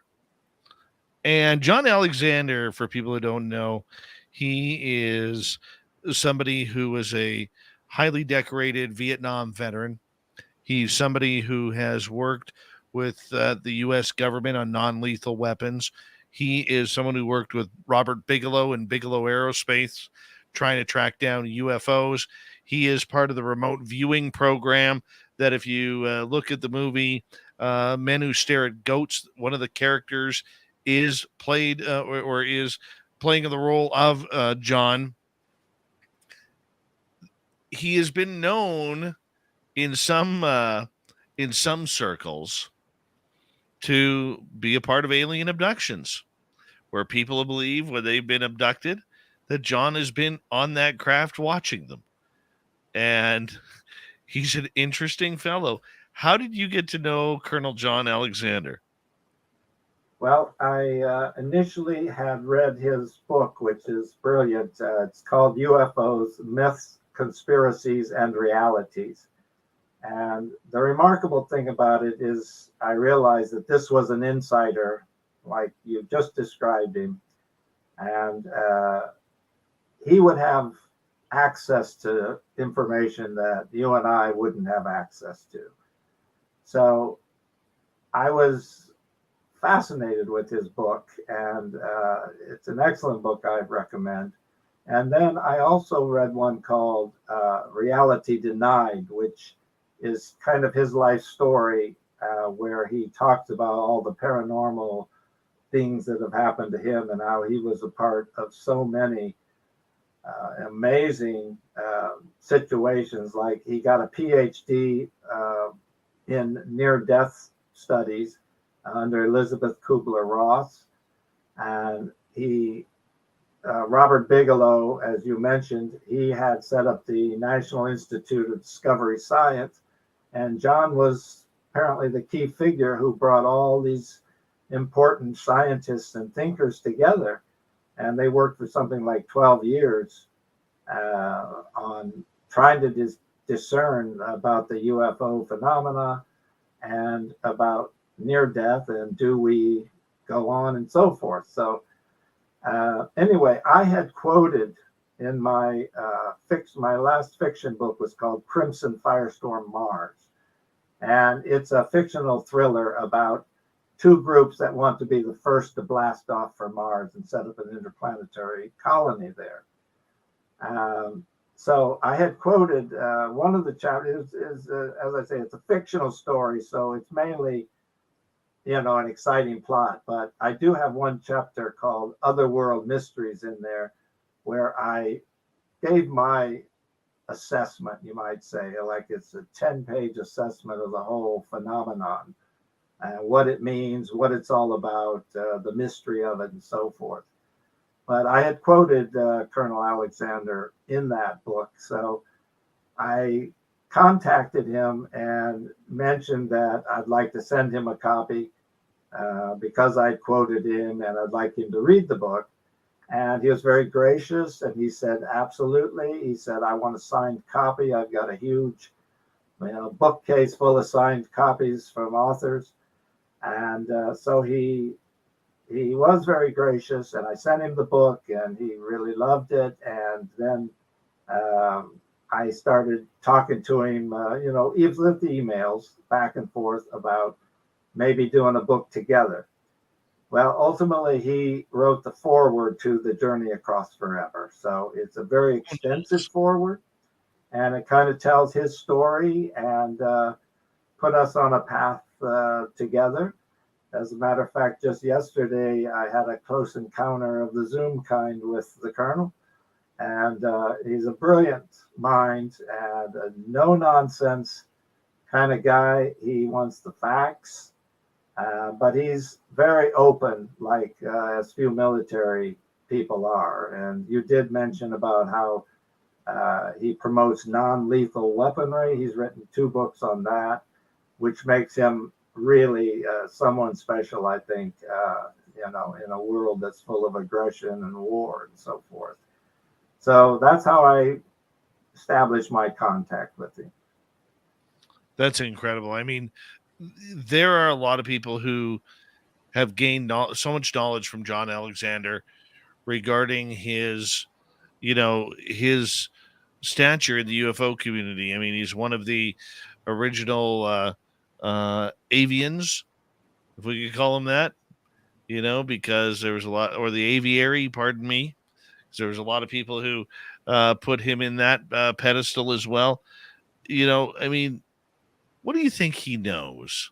I mean, he's 86 years old. He's been involved in the woo stuff for well over 40 years now. What do you think he knows that we don't?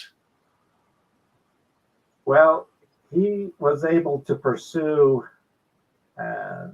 he could go, shall we say, from department to department. If somebody said something happened, like let's take the Roswell crash, which is so well known. He actually came out on the side that this wasn't a UFO crash, that it was possibly some form of thing that the U.S. was making and then wanted to cover up, didn't want the Russians to know.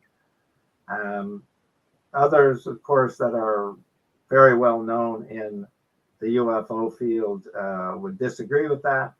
But I just think he was able to go from department to department, talk directly to somebody who said they knew something, or if they, in many cases, admitted they don't know. The government seems to be, it's a revolving thing, and most of the people who come to work as civil servants and so forth, they aren't on a need-to-know basis. But what we were talking about just yesterday and kind of came to the conclusion about the phenomenon is that it's an interdimensional or ultra-dimensional phenomenon, apparently, because things occur that just defy the laws of physics, as we know. I mean, these craft shoot across, they can go 300 miles in 3 seconds sometimes. At one point, like there was a famous scene that was talked about an F-18 jet fighter taking pursuit of a UFO. And they were trying to catch up with it, but of course it was outdistancing them.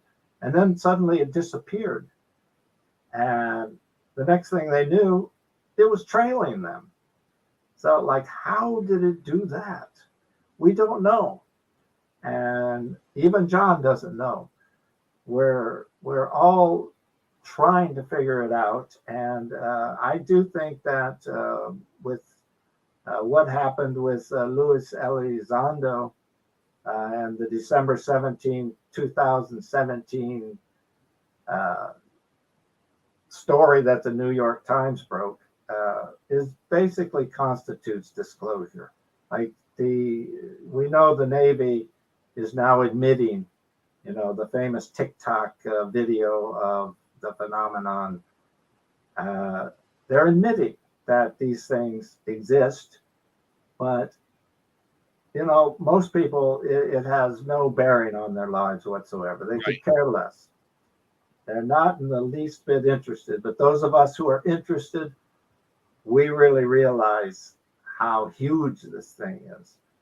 And it rewrites history. And I think it's true that the UFOs have been with us for millenniums and have had a direct impact on us in multiple ways, including on our religions, like the religions we created from it, from these encounters with alien beings or interdimensional beings, spiritual beings. We don't know quite how to label them, but they exist. They're real. And this is a side of our lives that so many of us are in pursuit of the answers on. And the Colonel is, like you say, he's led the way in so many areas. And the fact that he would pursue near-death experience studies, that's what he got his Ph.D. in.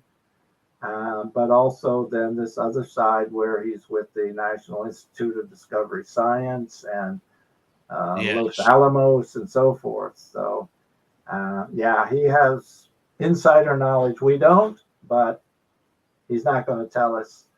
And I don't care how close you get to him. There's some things he's just not going to talk about. Does that bother you, though? That there are people out there, or friends out there that have these secrets that you want, and just, not that you're trying to be nosy or you're going to run to the 6 o'clock news and say, hey, my friend Captain X here said such and such about UFOs or the phenomena in general. I mean, but from a curiosity standpoint, wouldn't you love it if John just opened up a little bit? Absolutely. I would love to just sit around a campfire and hear the stories. I'm sure it would be spine chilling. But I suppose, the big thing is whether these crashes are for real. Do they have pieces of craft that have fallen off and broken up and so forth? And are there alien bases, as some claim, in tunnels and Antarctica and caverns? It's a very curious phenomenon. And yes, I would love to know the answers, but for now it's speculation. I keep moving my microphone away because the thunder is rolling just outside of me here. Having a storm there. Oh yeah, we're having a good storm here. Beauty of having a radio studio in my house is I get to hang out and listen to that rather than more of a corporate setting. But we have just over a minute left with you tonight, and I want to say a big thank you to you, Wayne Saalman, for coming on Spaced Out Radio. More so, getting up at 4 o'clock in the morning to do this on your time over in Ireland, and we really do appreciate you sharing your knowledge and information with us. Could you do us a favor? Tell us about your books. Tell us where you can find them, or we can find them, and any social media outlets you may have. Yeah, well, certainly Amazon. I'd appreciate anyone purchasing from Amazon. I'd love to see reviews up there. And I've written 4 books of fiction: The Dream Illuminati, The Illuminati of Immortality, Dragonfire Dreams, and Crimson Firestorm Mars. I think they're very compelling fictions, thrillers. But this book now is my heart and soul went into this book and trying to make sense of life in as deep a way as I can, in as subtle a way as I can, and highly recommend that people enjoy it. It's meant to be entertaining as well as informative, so it should be a good read. I think pursuing enlightenment should be fun, and I think positive, benevolent, attitude is the way to go in life. Wayne Saalman, thank you again for coming on Spaced Out Radio. We'll let you get back to bed. On our side, Hour 3 starts off with Among the Missing, Steve Stockton, then the UFO Report with Tim Senor. A jam-packed hour of Hour 3 is next. Thank you, Dave. Thank you, my friend. Great to get to know you, and thank you for getting up early for us. You're welcome. Take care, my man. Wayne Saalman, everybody. What a nice guy. Great guy. I'm going to take a quick break here. I'm sweating up a storm. I'll be right back.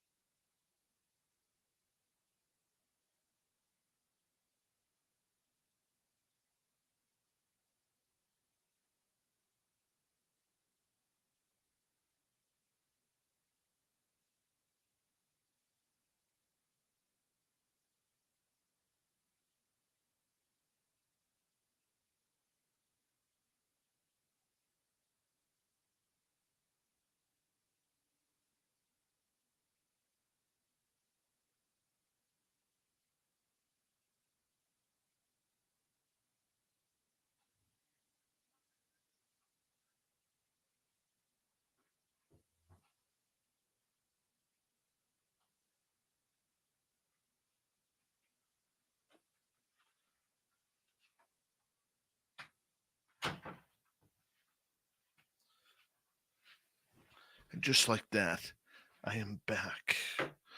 Woohoo! Hey, me. Timmy.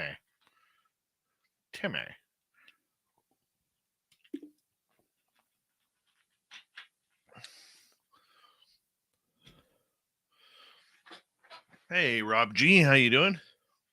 Yeah, the flag's moving because my window is open.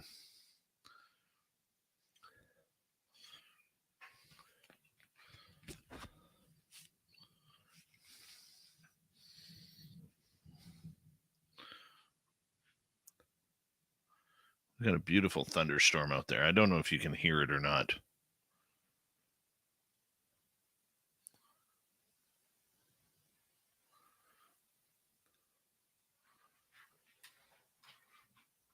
Those are reflections of the lights. That's what those are. Thank you tonight to Catherine, Dog, Louis ×4, Kira ×2, Deb, and Human Carl for the great super chats tonight. Very much appreciate the love and support. Here we go with hour 3.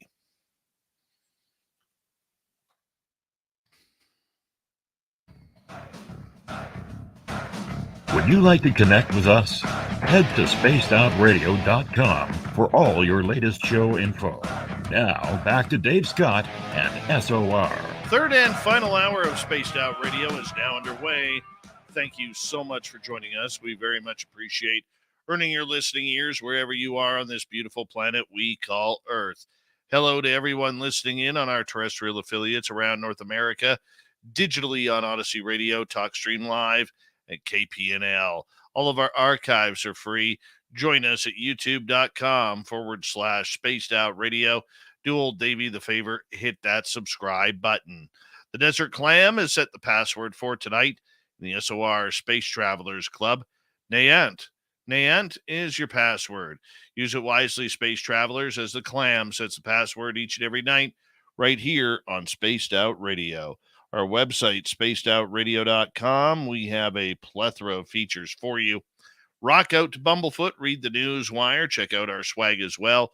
Follow us on Twitter at Spaced Out Radio, Instagram at Spaced Out Radio Show, and on TikTok at Spaced Out Radio.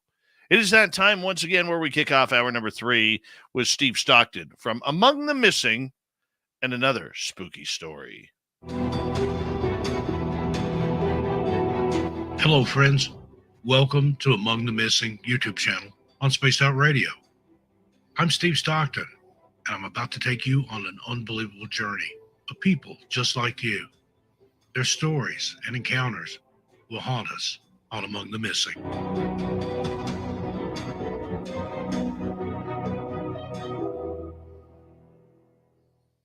Hello, once again, my wandering wonders. Steve Stockton here with you, ATM on SOR. Tonight, we bring you the story of the Exeter UFO incident. Also known as the incident in Exeter, it's one of the most well-documented and intriguing cases in the history of unidentified flying objects. Taking place over several nights in September 1965, this event captivated the residents of Exeter, New Hampshire, and garnered significant attention from ufologists and researchers worldwide. The incident not only left a lasting impact on the witnesses, but also contributed to the ongoing debate surrounding the existence of extraterrestrial life.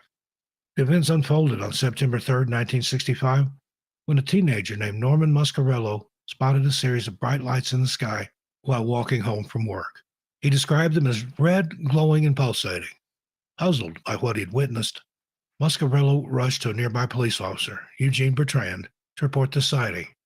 Intrigued, Bertrand accompanied Muscarello back to the location, where they both witnessed the strange lights themselves.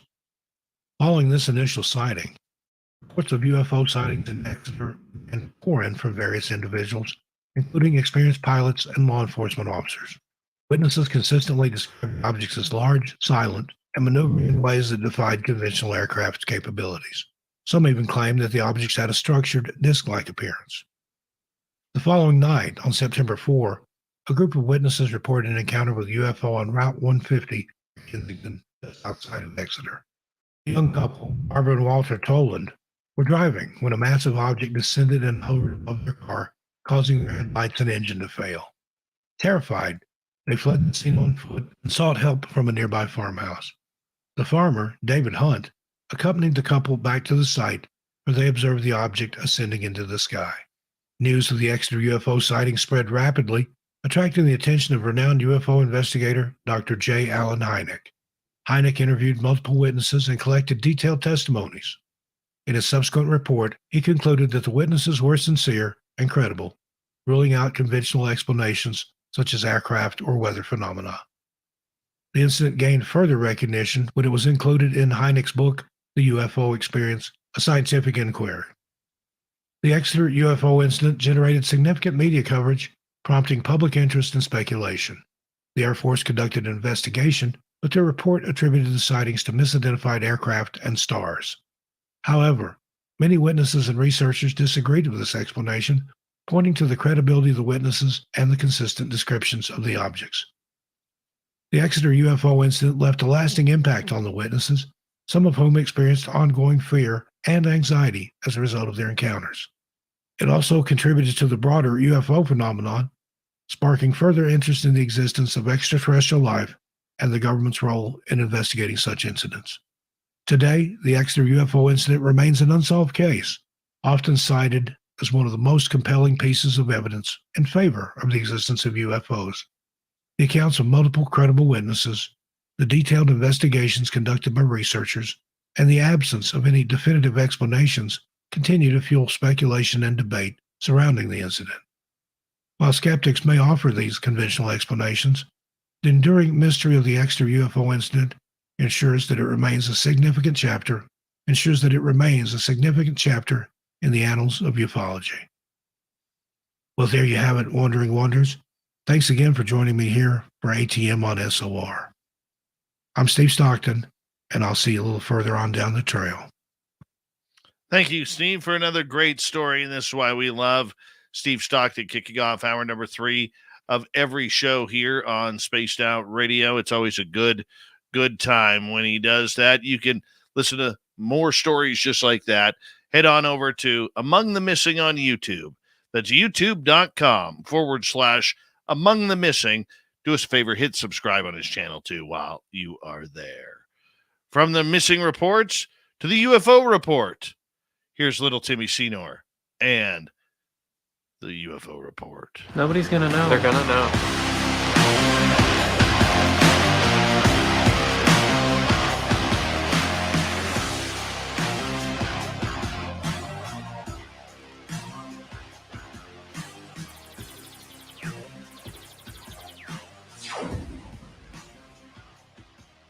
What's happening, my man? Good to have you back there, little Timmy Senor, as you crack open a 7-Up, it looks like.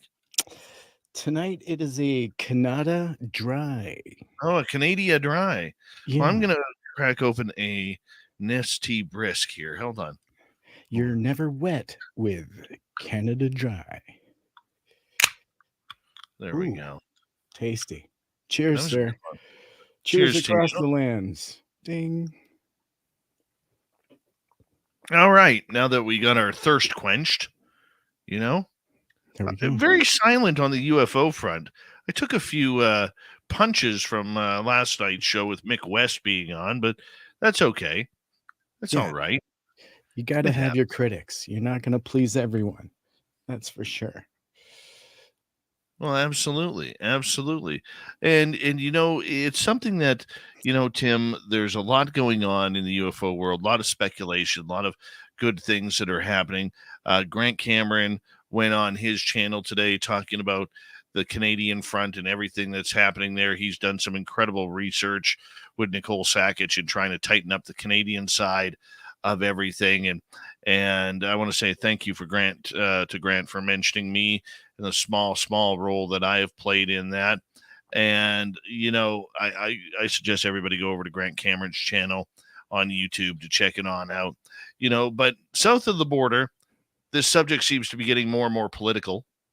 All right. And Christian Gillibrand, the senator who loves her UFOs and loves her UFO budgets, seems to be making news again, Tim. That's right. Gillibrand is scheduling hearings with UAP whistleblower David Grush. So congressional investigations into the UAPs are continuing to ratchet up as Senator Kristen Gillibrand is working on scheduling hearings with UAP whistleblower David Grush, along with current or former government officials who seem to corroborate some of his claims. Gillibrand also says that he'll be open to public if Grush agrees to go and allow cameras in. So last week, the senator also announced that she secured full funding for the All Domain Anomaly Resolution Office, ARROW, in Senate Armed Services Committee's markup of the FY24 National Defense Authorization Act. And so Gillibrand is also pushing for a measure in this year's must-pass National Defense Authorization Act in response to Grush's claim that federal government is hiding Special Access Programs, SAPs, from Congress. So proposal would bar funding for any government program that isn't directly funded by Congress. And in her quote, she says, so if there are SAPs out there that are somehow outside of the normal chain of command and outside of the normal appropriations process, they have to divulge that to Congress. So pressing the buttons, pushing things forward, and tightening things down, and bringing forward another public hearing, potentially including David Grush. So it sounds like it's kind of with his okay that we're going to get cameras in there, but a little exciting to see that we're going to get this quickly and kind of resolved potentially with some other people coming out to support some of the claims that David Grush makes. So Dave, over to you on this. This is pretty exciting stuff, really. What are your thoughts? Yeah, I agree with you. I think it's very exciting moving forward as it is as well. And, you know, the idea that we have many apparent, alleged people just like David Grush who are going to be coming out of the woodwork, I think is exciting times. You know, but we also have to remember here, Tim, that David Grush can only say what he's seen. We don't know what's on the paperwork that was submitted. We don't know how in depth that really was. We don't know how in depth the paper that he submitted to Congress as evidence in the eyewitness testimony. We don't know what it says. And man, did I take the long road on that one. But yeah, I got tongue-tied there for a second. But the big You're thing right. is this: he doesn't have what we would perceive as any evidence outside of anecdotal stories of what he has been told is actually out there regarding crashes, crash retrievals, and most importantly, the pilots. So as much as I would be very excited to hear him speak, I want to know where they're going to take that conversation. Because like you and I were talking a couple nights ago, it's amazing to us that nobody has talked about the pilots, man. Nobody. Very few have actually brought up. They're like, oh man, this David Grush, he never saw anything, but he heard things and the crashes and the crash retrievals. Well, when he mentioned crashes and crash retrievals, he talked about the pilots as well. And yet it amazes me, Tim, how many people are forgetting that portion of the conversation. And to me, I don't know about you or our audience, but to me, that's the most important part. That's the most important part, man. That means we've got aliens. If this guy is correct, we got aliens, man. Just That's like right. Random Guy. He's got aliens, and David Grush has got aliens. U.S. government's got aliens. Indeed. And with Kristen Gillibrand pushing for these public hearings, possibly going to have the cameras in there when David Grush comes forward, and possibly when former government officials who seem to corroborate some of his claims also come forward and would potentially go on camera. And of course, you and I, last time we spoke, theorized that potentially some of those people could be people like Lou Elizondo or Sean Cahill, or someone that has come forward that has, at least with Elizondo's claims, to have seen things firsthand. So it would support some of the claims that Mr. Grush has already put forward. And so we need some more of that, more supporting evidence or supporting whistleblowers or witnesses. And I think a witness is a firsthand, somebody that's seen these things firsthand. That's what we need more of. And even in our next story, it covers this very tightly with Marco Rubio, saying that he himself has heard shocking firsthand accounts of UFOs. So now Marco Rubio also coming forward with some very bold statements in support of whistleblowers like David Grush. But I think the big thing that we need is more of it. We need more talk, like you're saying, about the details about the occupants, asking the harder to maybe collate answers. We need those hard to understand answers. You know, we have to get Congress asking those hard questions. And Dave, I think you're absolutely right. We can't let that one go. We need the bodies. No, and the funny part about it is, Tim, you know, shame on my fellow journalists out there who have covered this story but have not focused on that. Honestly, I know I'm going to sound repetitive here to what I just said 2.5 minutes ago, but shame on them. If that is real, the American journalists who are covering this story need to be pressing Kristen Gillibrand, Marco Rubio, and everybody else regarding the occupancy of the craft. David Grush, for people who are just tuning in, is the first person to actually blend UFOs to pilots. He called them pilots. He didn't say they were alien species. He did not say they were from Zeta Reticuli with big almond-shaped black eyes or anything like that. But I can't get my focus off anything but Tim. When I think David Grush, I'm thinking the pilots. Okay?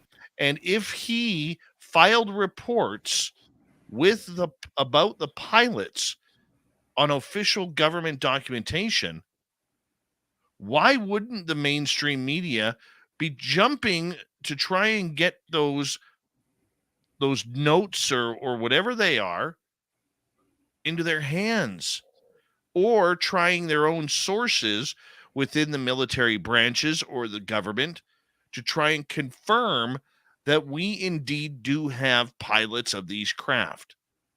That's disclosure, man. It's a big step towards disclosure. Okay. Yeah. And forcing the president of the United States to stand up at the podium and say, ladies and gentlemen, we are not alone on Earth or our universe. And wouldn't that be just incredible? And who is going to stand up? Who is going to make those big statements? And that's the question, because we're having these whistleblowers come forward with some really bold allegations about the existence of these major things. And honestly, Rubio told News Nation recently that there are others that are in the intelligence community that have come forward with firsthand accounts of UFO hardware. And Rubio is a longtime advocate for transparency on the alien issue, and he claims that there are several more intelligence whistleblowers with high clearances who have shared similar allegations with the Senate Intelligence Committee. And in a quote, excuse me, he says, "We're trying to gather as much of that information as we can. And frankly, a lot of them are very fearful of their jobs and fearful of harm coming to them."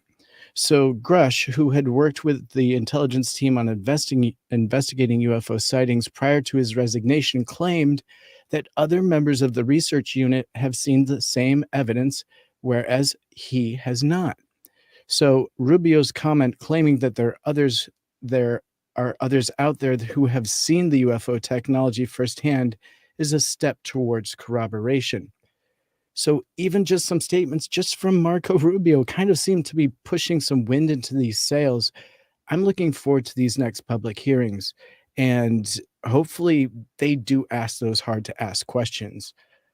Yeah, but Tim, you can ask all the hard to ask questions that you want, but if it's not on public record, it means nothing.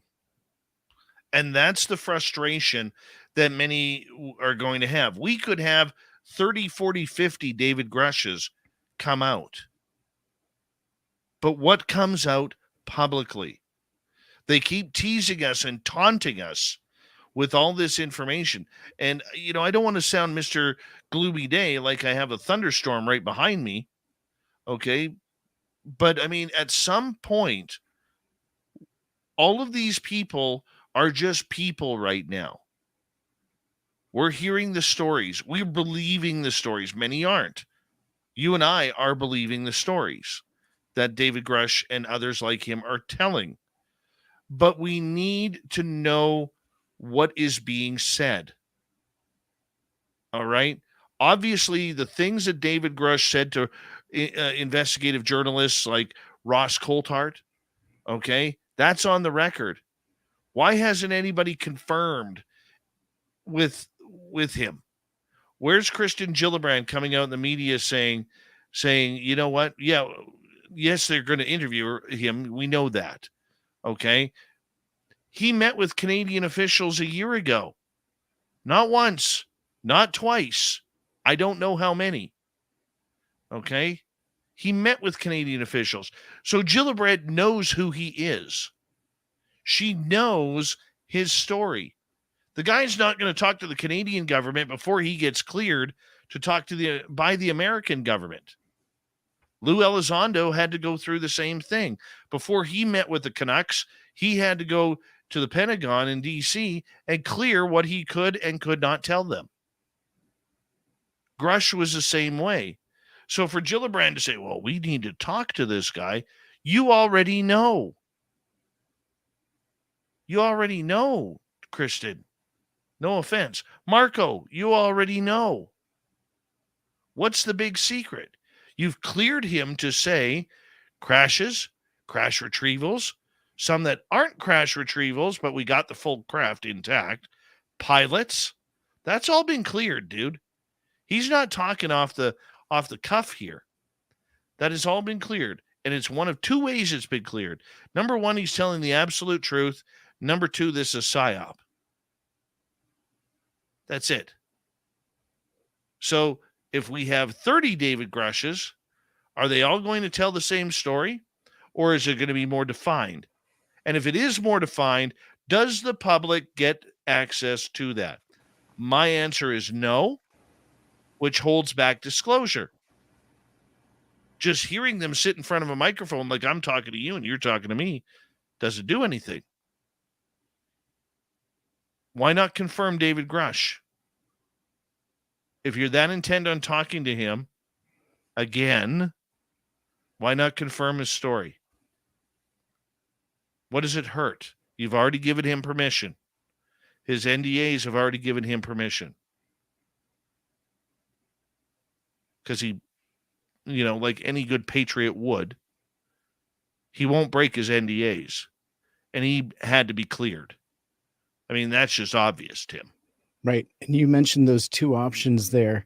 And the fact that it was broken by News Nation and the debrief, and not really covered by mass main media, do you think it's more or less likely then to be a psyop?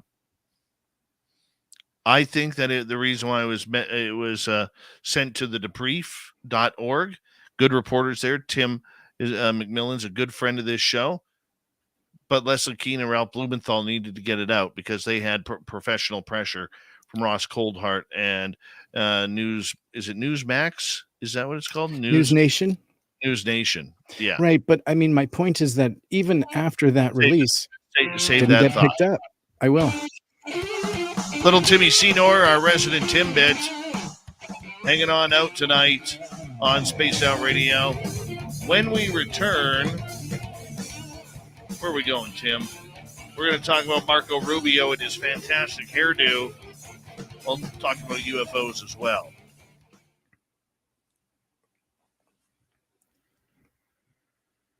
Time got away from me. Sorry about that. That's all right. It got away from me here, too.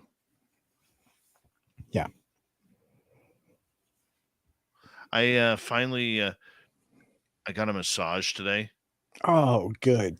Oh my Good. gosh, dude, this old guy. I mean, he's been doing massage therapy for 40 years, and he dug his elbows into my back, and I was screaming on his table, dude. I have a high pain tolerance, and there was a couple of times I thought I was going to black out.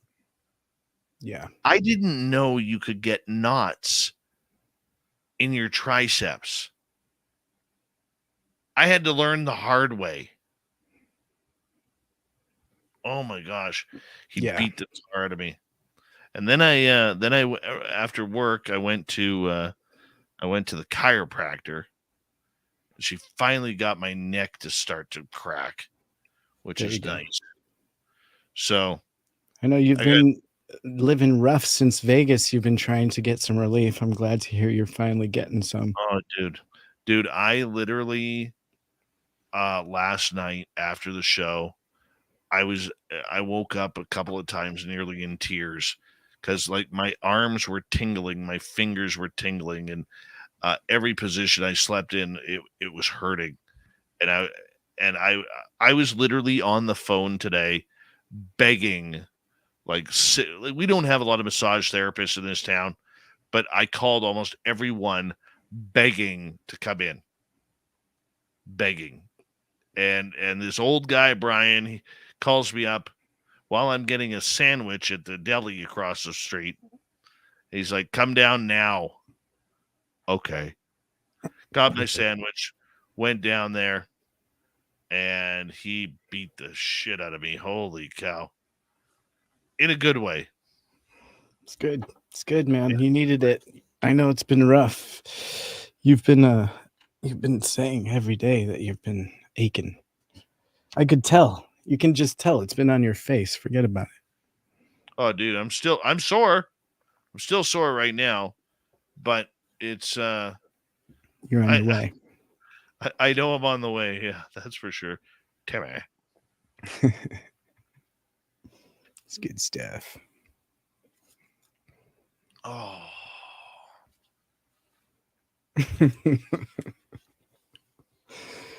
Yeah. My day's just been on the phone, getting crazy.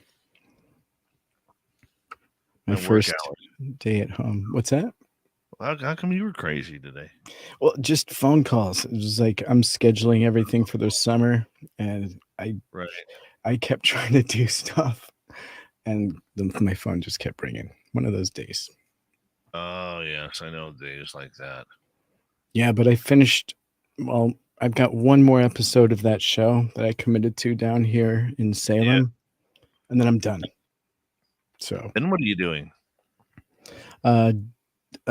Your show. And then we're doing a documentary. We're going back out to Utah, gonna hunt some UFOs all summer. I want to see if this guy can that we can try and get this guy to how did I get 4 of those? This guy who is listening, I want to see if I can get him to. If you're listening, I hope you are. We got to try and convince you to get some cameras out there. We'll keep you off. I know you don't want to be on camera. This guy's got the property. Who are we talking about? This guy who sent me some photos the other day of the Sasquatch prints. Oh, that guy. Yeah. Oh man, that's crazy. And the Sasquatch put its face on glass. Is it? Yeah. That's intense. That's crazy. I would love to. Christine, I'm going back to see him on Thursday. Thursday next week. And then I do have a secondary massage planned for Tuesday. So I get 2 massages and 1 back crack. Dude, it's good that you're doing it naturally. You're not trying to medicate. I don't like the medication stuff, man. Yeah. And you know what? I love the chiropractor. I do. Be careful, but yes. I had a trapped nerve that made my whole arm go numb at one point. And with, I did actually take, what's that? 10 seconds or Oh, 5 yeah. seconds. Sorry, Yeah. buddy. Chiropractors rock. Yeah. Here we go.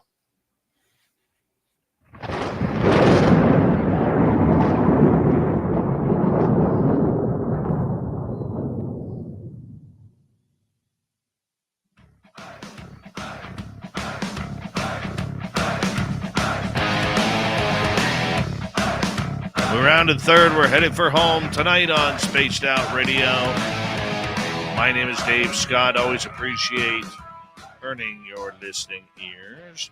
Want to remind you that if you've missed portions of this show or others, we got our free archives all over youtube.com/Spaced Out Radio. Do old Davey the favor, hit that subscribe button. Our website is spacedoutradio.com. We have a plethora of features for you. Rock out to Bumblefoot, read the news wire, check out our swag. Follow us on Twitter at Spaced Out Radio, Instagram at Spaced Out Radio Show, and on TikTok at Spaced Out Radio. Little Timmy Senor is here talking to UFOs as we normally do, and our good friend Marco Rubio, the handsome senator, whose hair looks like he's got enough Brill cream in it in order to be styled for days on end, talking some UFOs. What do you got for us? Well, Rubio's comments provide context for a bipartisan provision adopted unanimously by Senate Intelligence Committee, which could immediately halt funding for any secret government or contractor efforts to retrieve or reverse engineer craft of non-Earth or exotic origin. And so the extraordinary language added to the Senate version of the Intelligence Authorization Bill mirrors and adds significant credibility to whistleblower's recent stunning allegations that a clandestine, decades-long effort to recover, analyze, and exploit objects of non-human origin has been operating legally without congressional oversight. So the new bill instructs individuals with knowledge of such activities to disclose all relevant information and grants legal immunity if the information is reported appropriately with a defined time frame. So, moreover, nearly 20 pages of the legislation appear to directly address recent events by enhancing a raft of legal protections for whistleblowers while also permitting such individuals to contact Congress directly. So they're weeding out some people and offering them some protection to come out and whistleblow, whether they're working in government sector or the public sector. So, Dave, do you think that that's going to bring out some new whistleblowers that are willing to potentially contest some of the programs they were in? If it were happening to me, I would be in touch with a lawyer, and I would be able to make sure. I want to be 100% sure that I'm going to be covered. You know what I'm saying? I want to be 100% sure that anything that happens, I'm going to be safe. My family is going to be safe. My children are going to be safe, and I just think that is one of the dangers you have to put up with. Okay. If I'm going to whistleblow, am I going to get my pension hit? And this is civilian or not. Let's just say I'm a pilot for United Airlines. Is that going to affect what I see or do? Or maybe I'm part of an Air National Guard in Hawaii. Is that going to affect what I do or say? Never mind being full-time military service like the Air Force or Navy. Indeed. And is this potentially a precursor for what we're about to see coming out publicly? Perhaps this is very specific for something that they know is coming soon, that they're giving this opportunity now in writing because they know some of the whistleblowers coming forward are coming from the private sector. And consider for a moment the fact that they're using very specific terms like non-human origin when they talk about multiple craft in possession. It's pretty big and very specific terms. Dave, I'm sorry to interrupt you, but I felt that was like, it's pretty big stuff that we're looking at right now. And if their feet are really held to the fire, we're going to get something out of this, it looks like. Well, I think so. I think so. But Tim, it still comes down. Please explain to me, and maybe I'm looking at this through rose-colored glasses because I'm such a positive guy. Okay, what is the point of signing the whistleblower option if it's not going to be made public?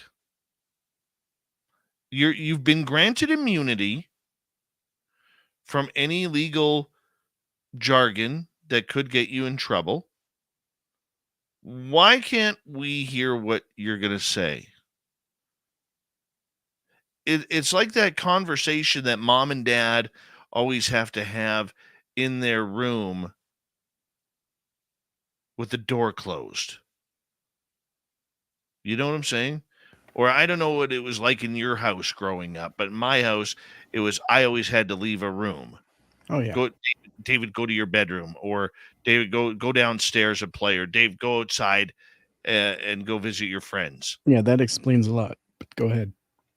Okay, that's what I see with this. What do you mean? You being sarcastic with me there for a Yeah, second? I was playing. Sorry. I could tell that. I could tell that.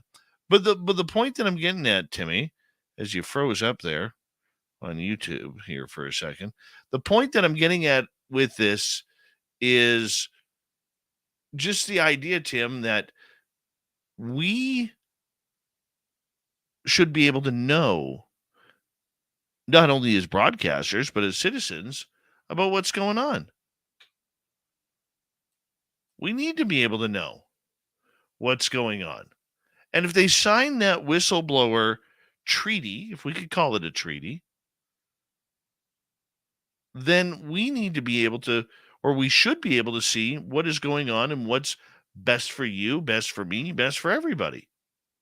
Still with you? Yeah, we got you now. You froze up there for a minute. Oh, that was weird. Starlink failed us. Thanks, Elon. No, but what I'm saying, though, Tim, is we as the public deserve to know if they've signed that whistleblower thing where they're not going to be prosecuted. That means they should be able to tell us what they know in public. Stop hiding. Don't need any more hiding. We're more mature than that. Your thoughts, Tim?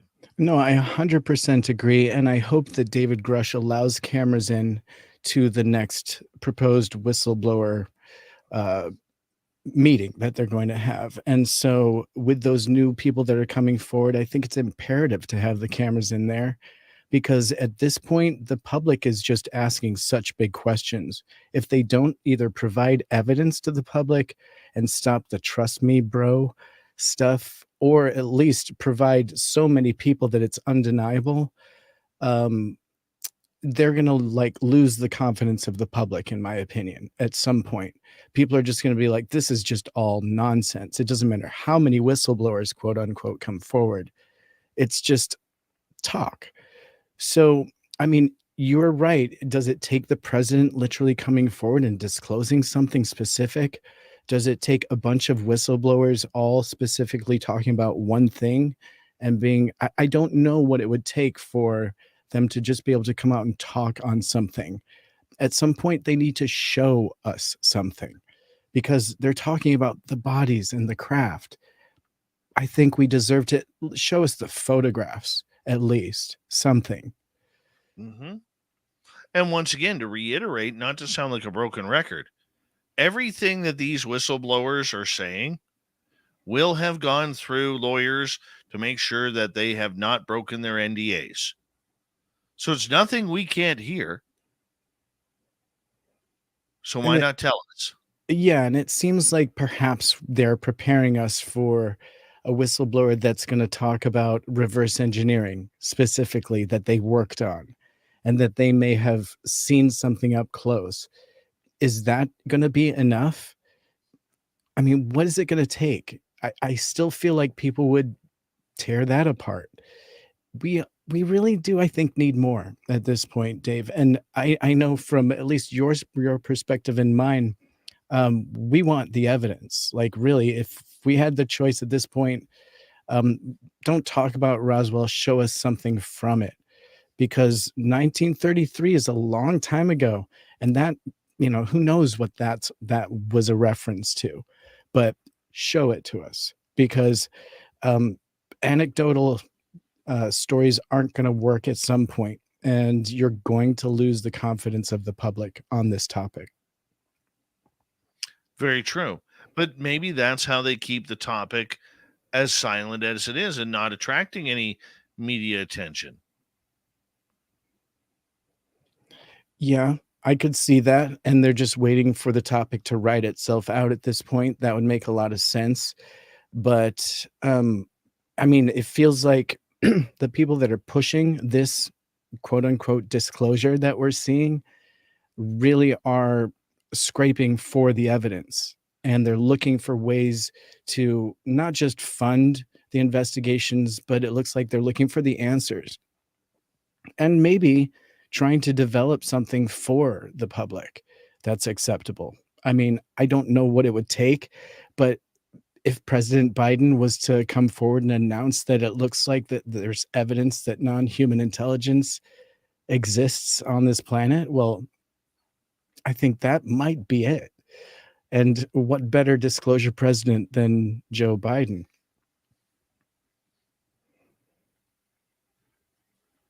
I said that with a straight face. I see your smirk in silence. I see you looking up. I see you looking down. I honestly believe that they try, and I'm not getting into the political game here at all, but I do believe that they try to get this through to the next election. And I don't see, unlike Science Bob, who literally has Joe Biden boxer shorts, I don't see Biden being the disclosure president. I think it's going to see what happens. When's your next election? 2024? Yeah, coming soon. Okay, so next year is your election. I could see them holding this out until they feel that there is a, I'm going to use the term competent leader on either side of the parties.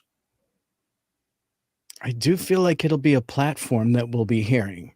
It wouldn't surprise me whatsoever if we hear candidates talking on this topic and promising for more transparency, and, we won't have another balloon gate or whatever they want to call it, and that they would be more prepared and no more surprises in the air. I wouldn't be surprised by that at all.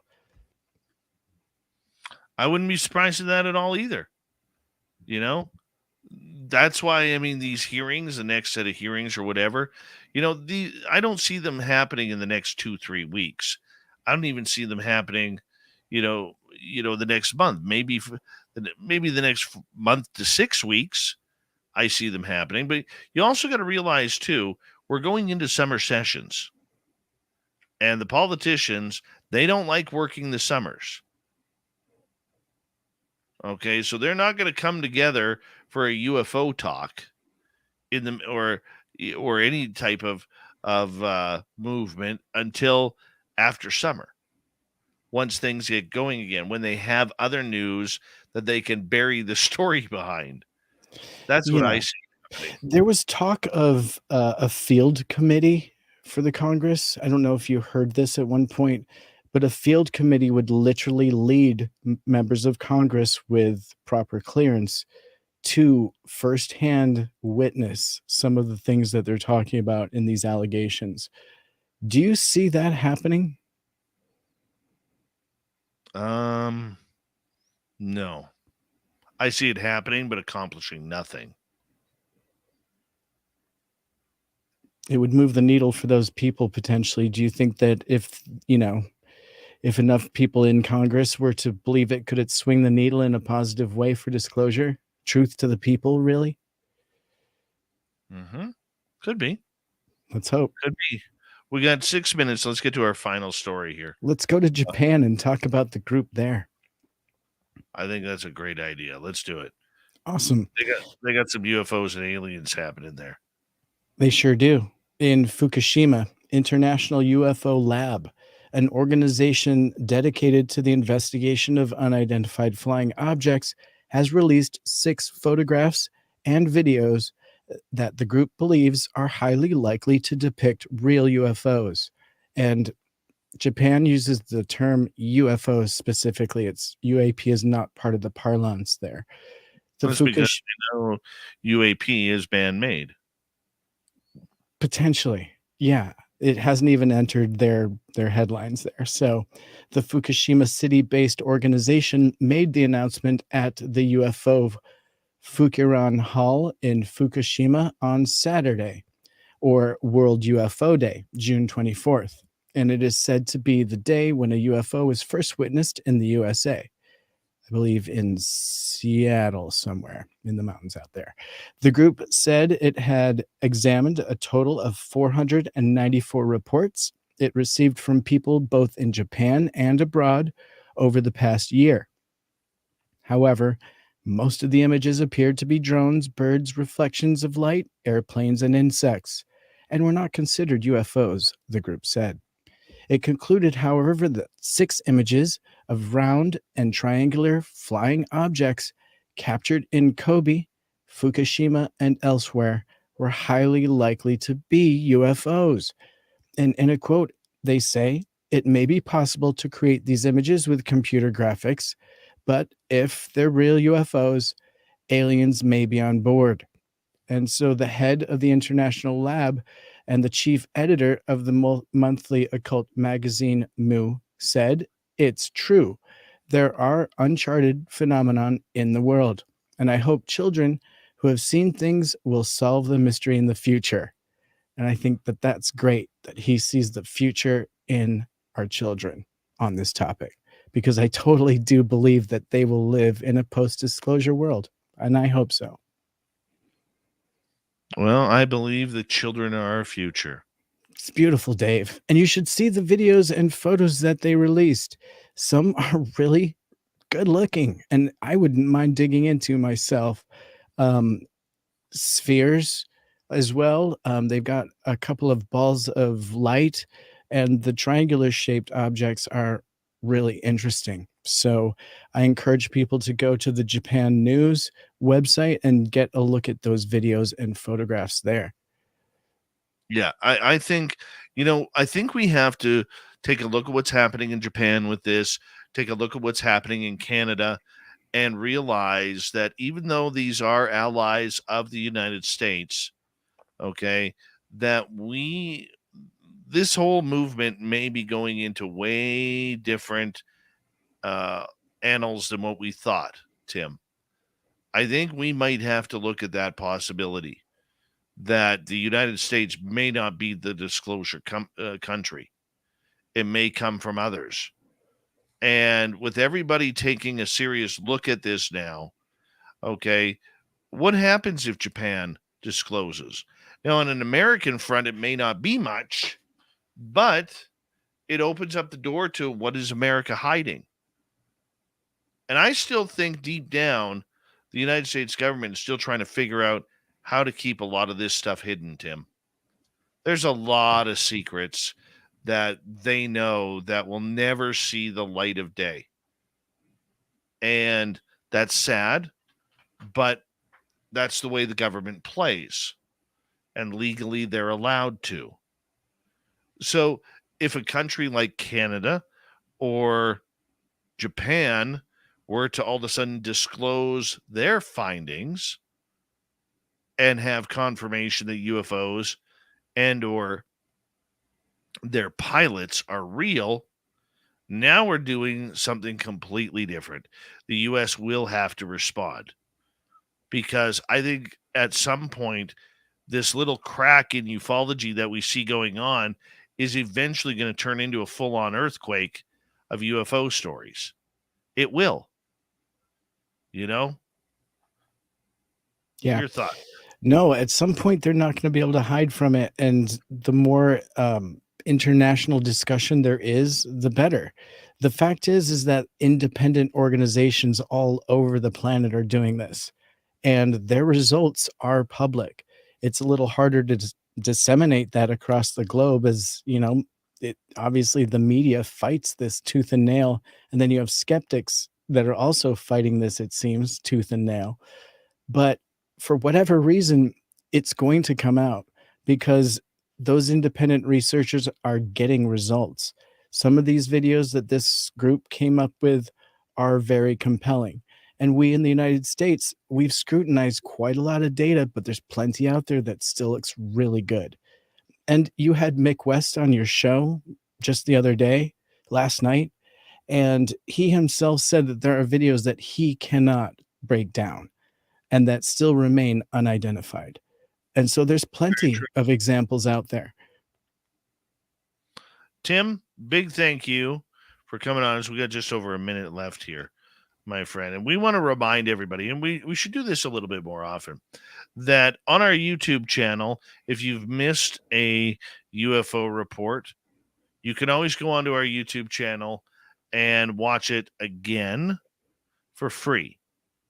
So that way you can stay up to date on Tim's UFO reports and what we discuss on this show a couple times each week, which always makes for a lot of good entertainment and understanding of what we are seeing going on right now. But Big Timmy, thank you so much for coming on the UFO report. I hope you had a lot of fun tonight, man. I sure did.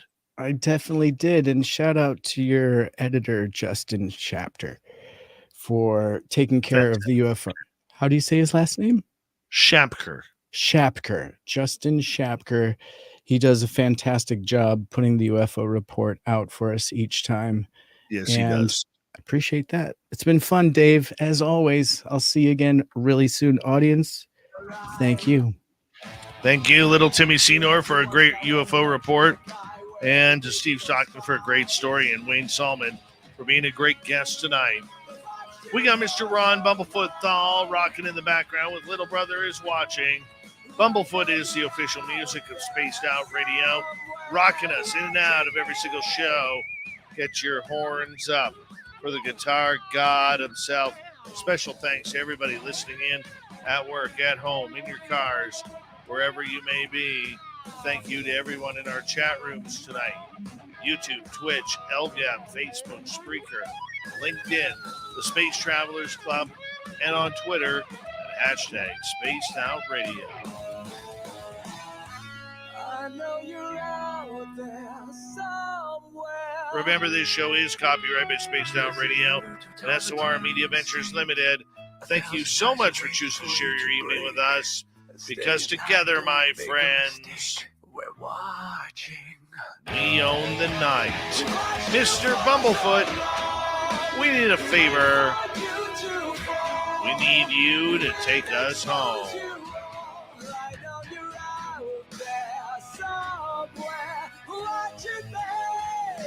Yes, the Woo train has docked for the night, but soon, my friends, we shall ride again. Your seats are always available. Your tickets never expire. And if you want to bring a friend, we got room for them too. Good night.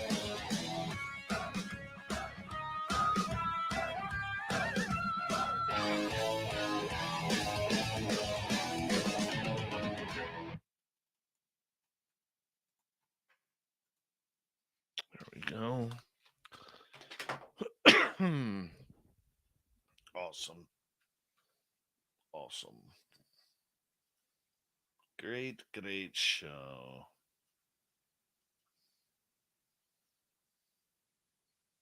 And I forgot to edit. Look at that. Would you look at that?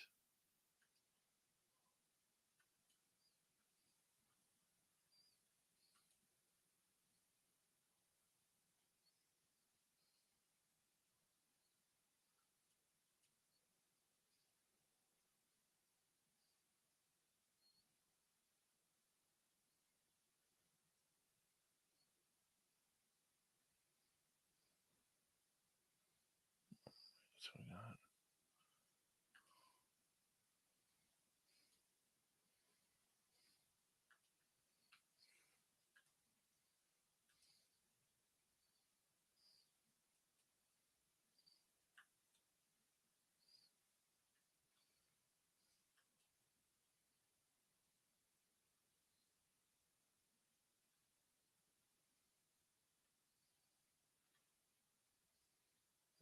happens, that kind of hell. There we go.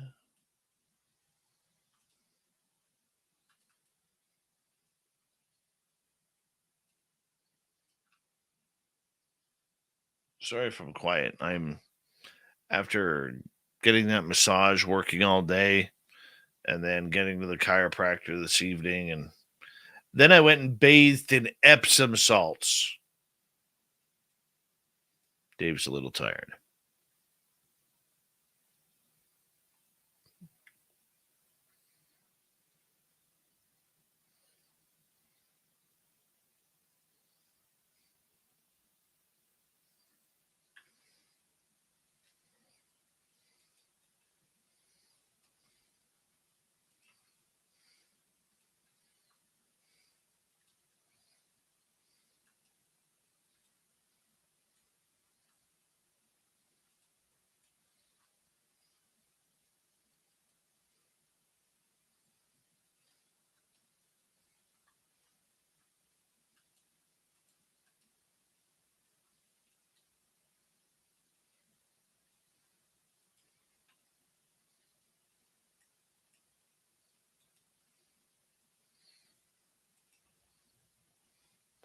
All right, let's get the editing process started, shall we?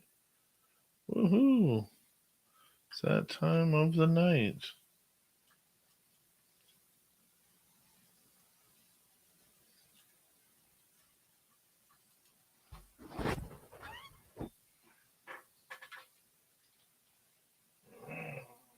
These lights are bugging me.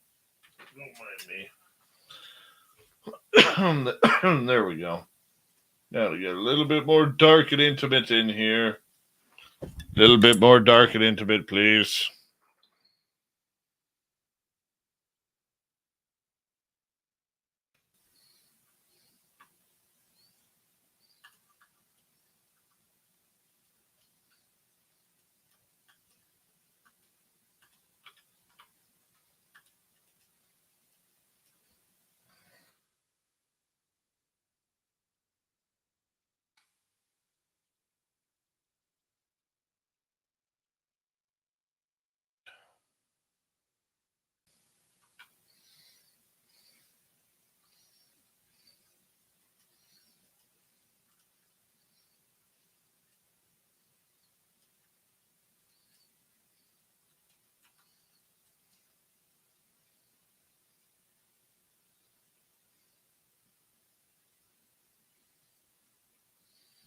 My eyes are so blurry right now. All I wanted to do is like go upstairs and crawl into bed. Find an uncomfortable position that doesn't hurt.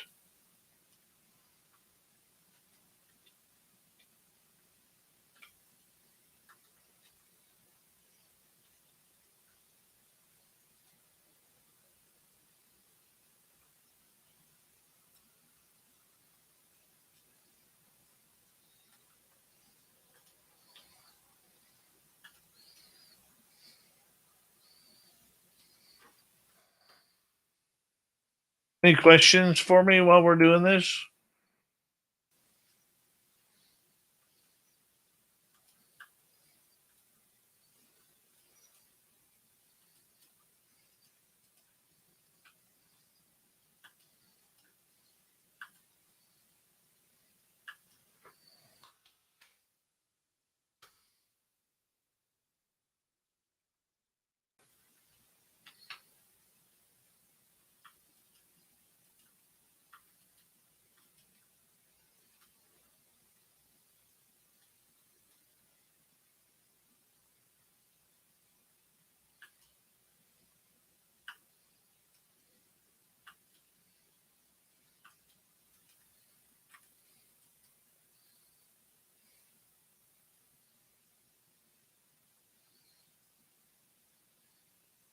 I don't think there's going to be a late night snack tonight, Mike Arrington. What do I have for dinner tonight? Something really good for dinner.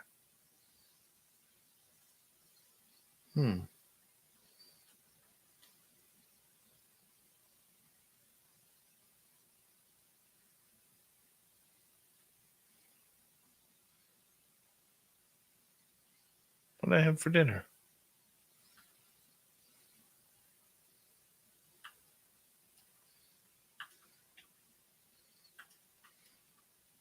Oh, I had stuffed peppers tonight.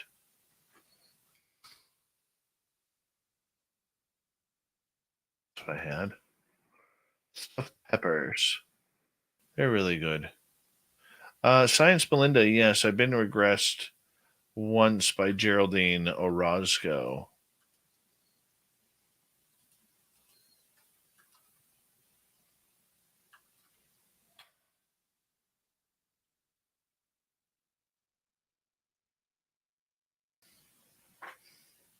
Deb, not the way you're thinking, dear.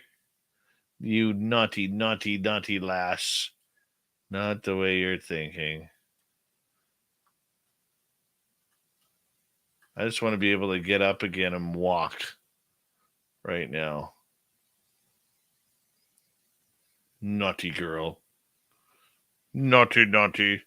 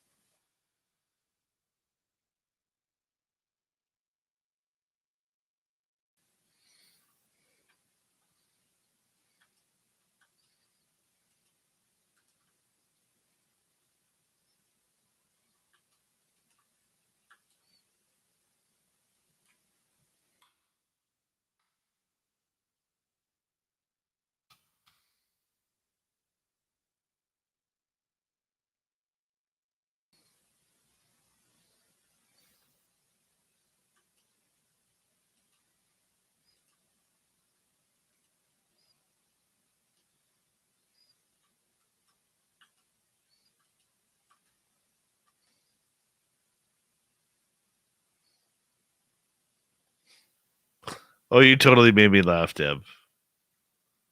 I'm just, honestly, I'm having trouble seeing right now.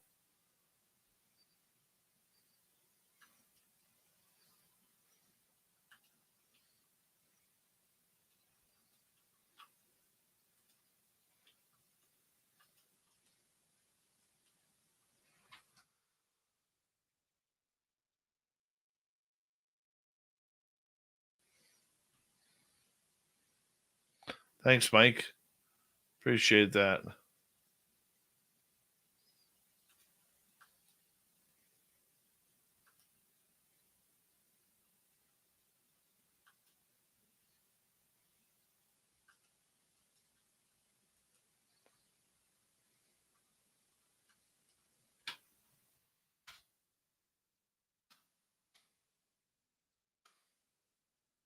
Hey, Roderick Martin, my twin.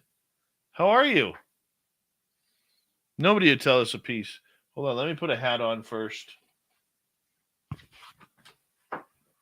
You wear a black hat. Hold on.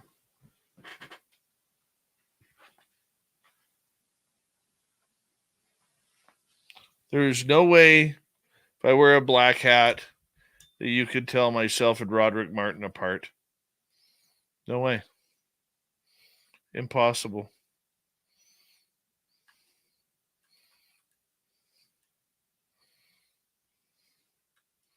There's no way you could tell which one of us was Canadian or which one was from Texas.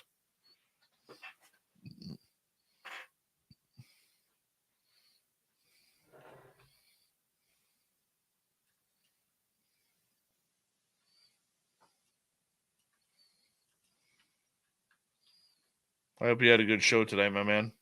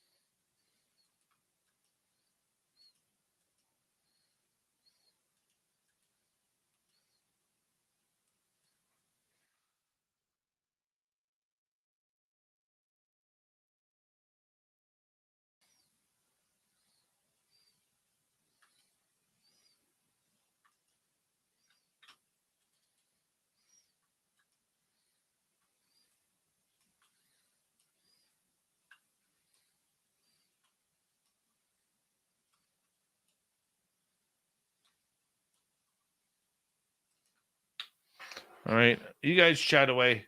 I'll be right back. I got to walk for a minute and stretch out.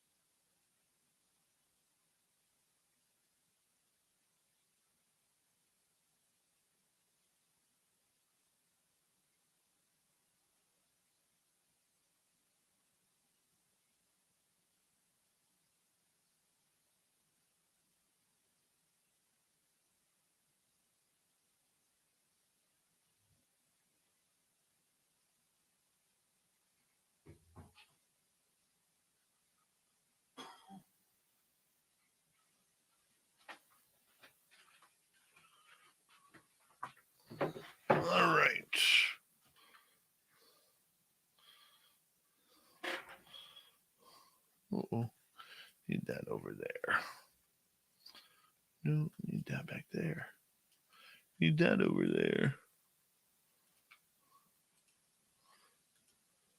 Varla Ventura tomorrow night on the show.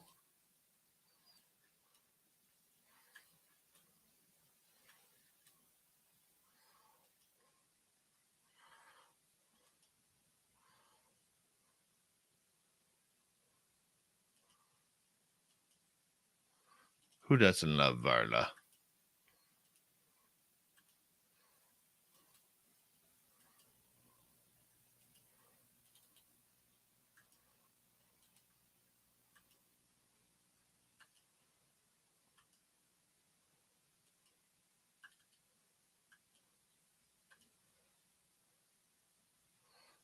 Save that.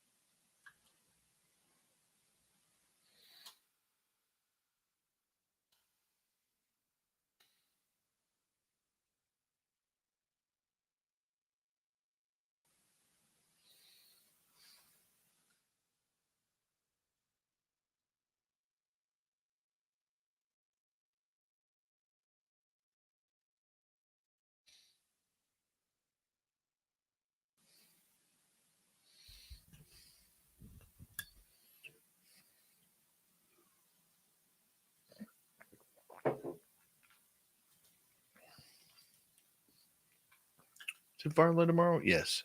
Varla tomorrow. Varley. Varley.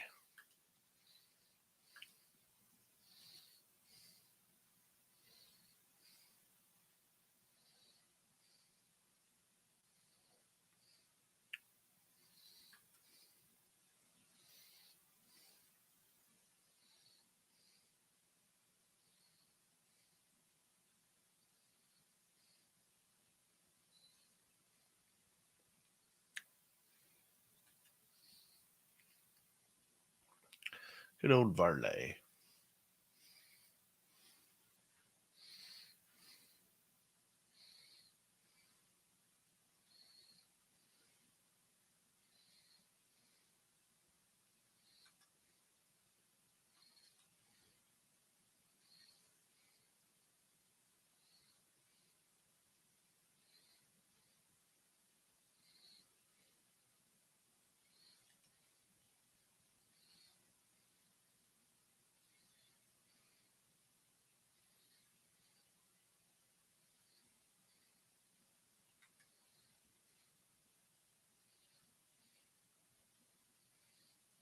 Oh.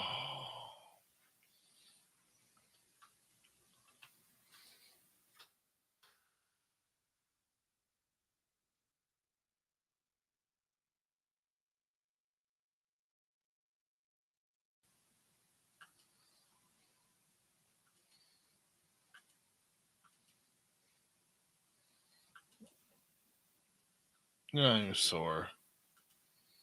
Now I'm sore.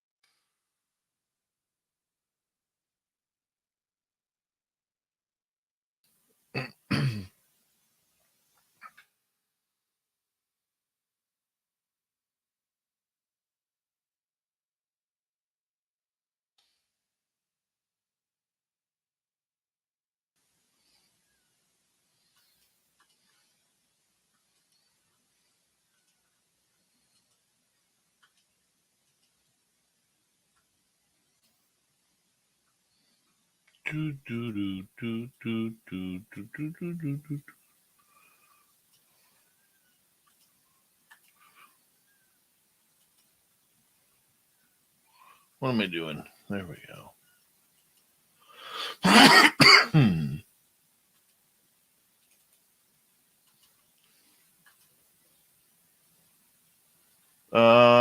I don't have any thoughts, Derek.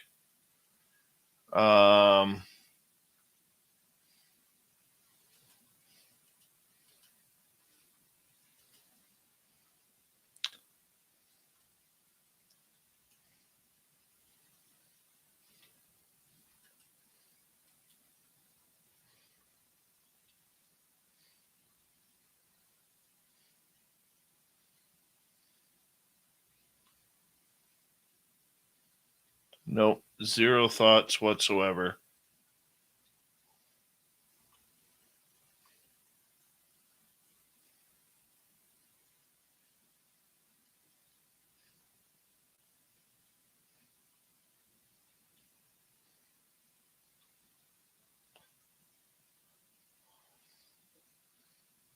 I will tell you this, and I'm not going to get into a pissing match here.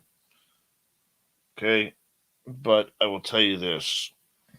Every time he comes into our chat room and starts spewing things that are have no sources, have no quotes, have no anything, and I bring facts to him, he immediately leaves our chat room.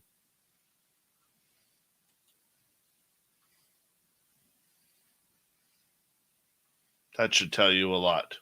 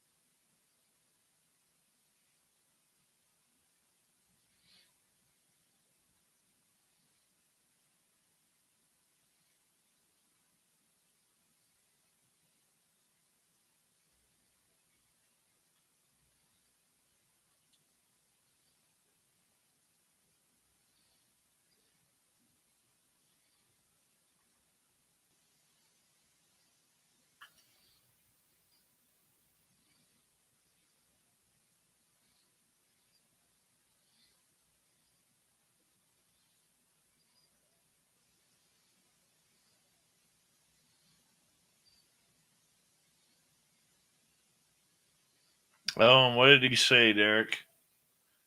What did he say? I'm curious. Butter me up like that.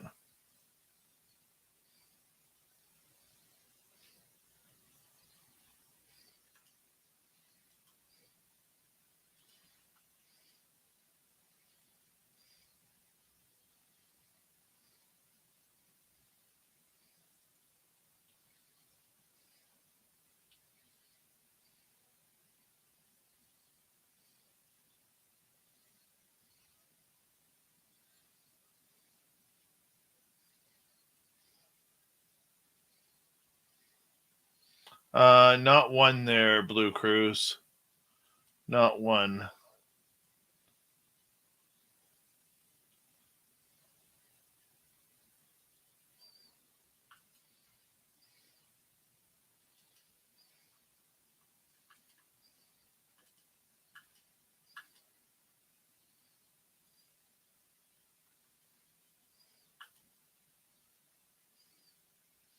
Here's the big thing with him. If you want to get your message out, you have to be able to do it quietly, without yelling, without getting emotional.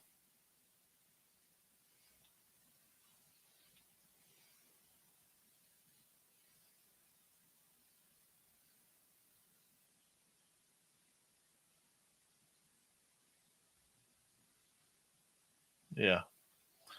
Anyways, tomorrow night on the show, Varla Ventura. I'm sorry. I'm really sore again.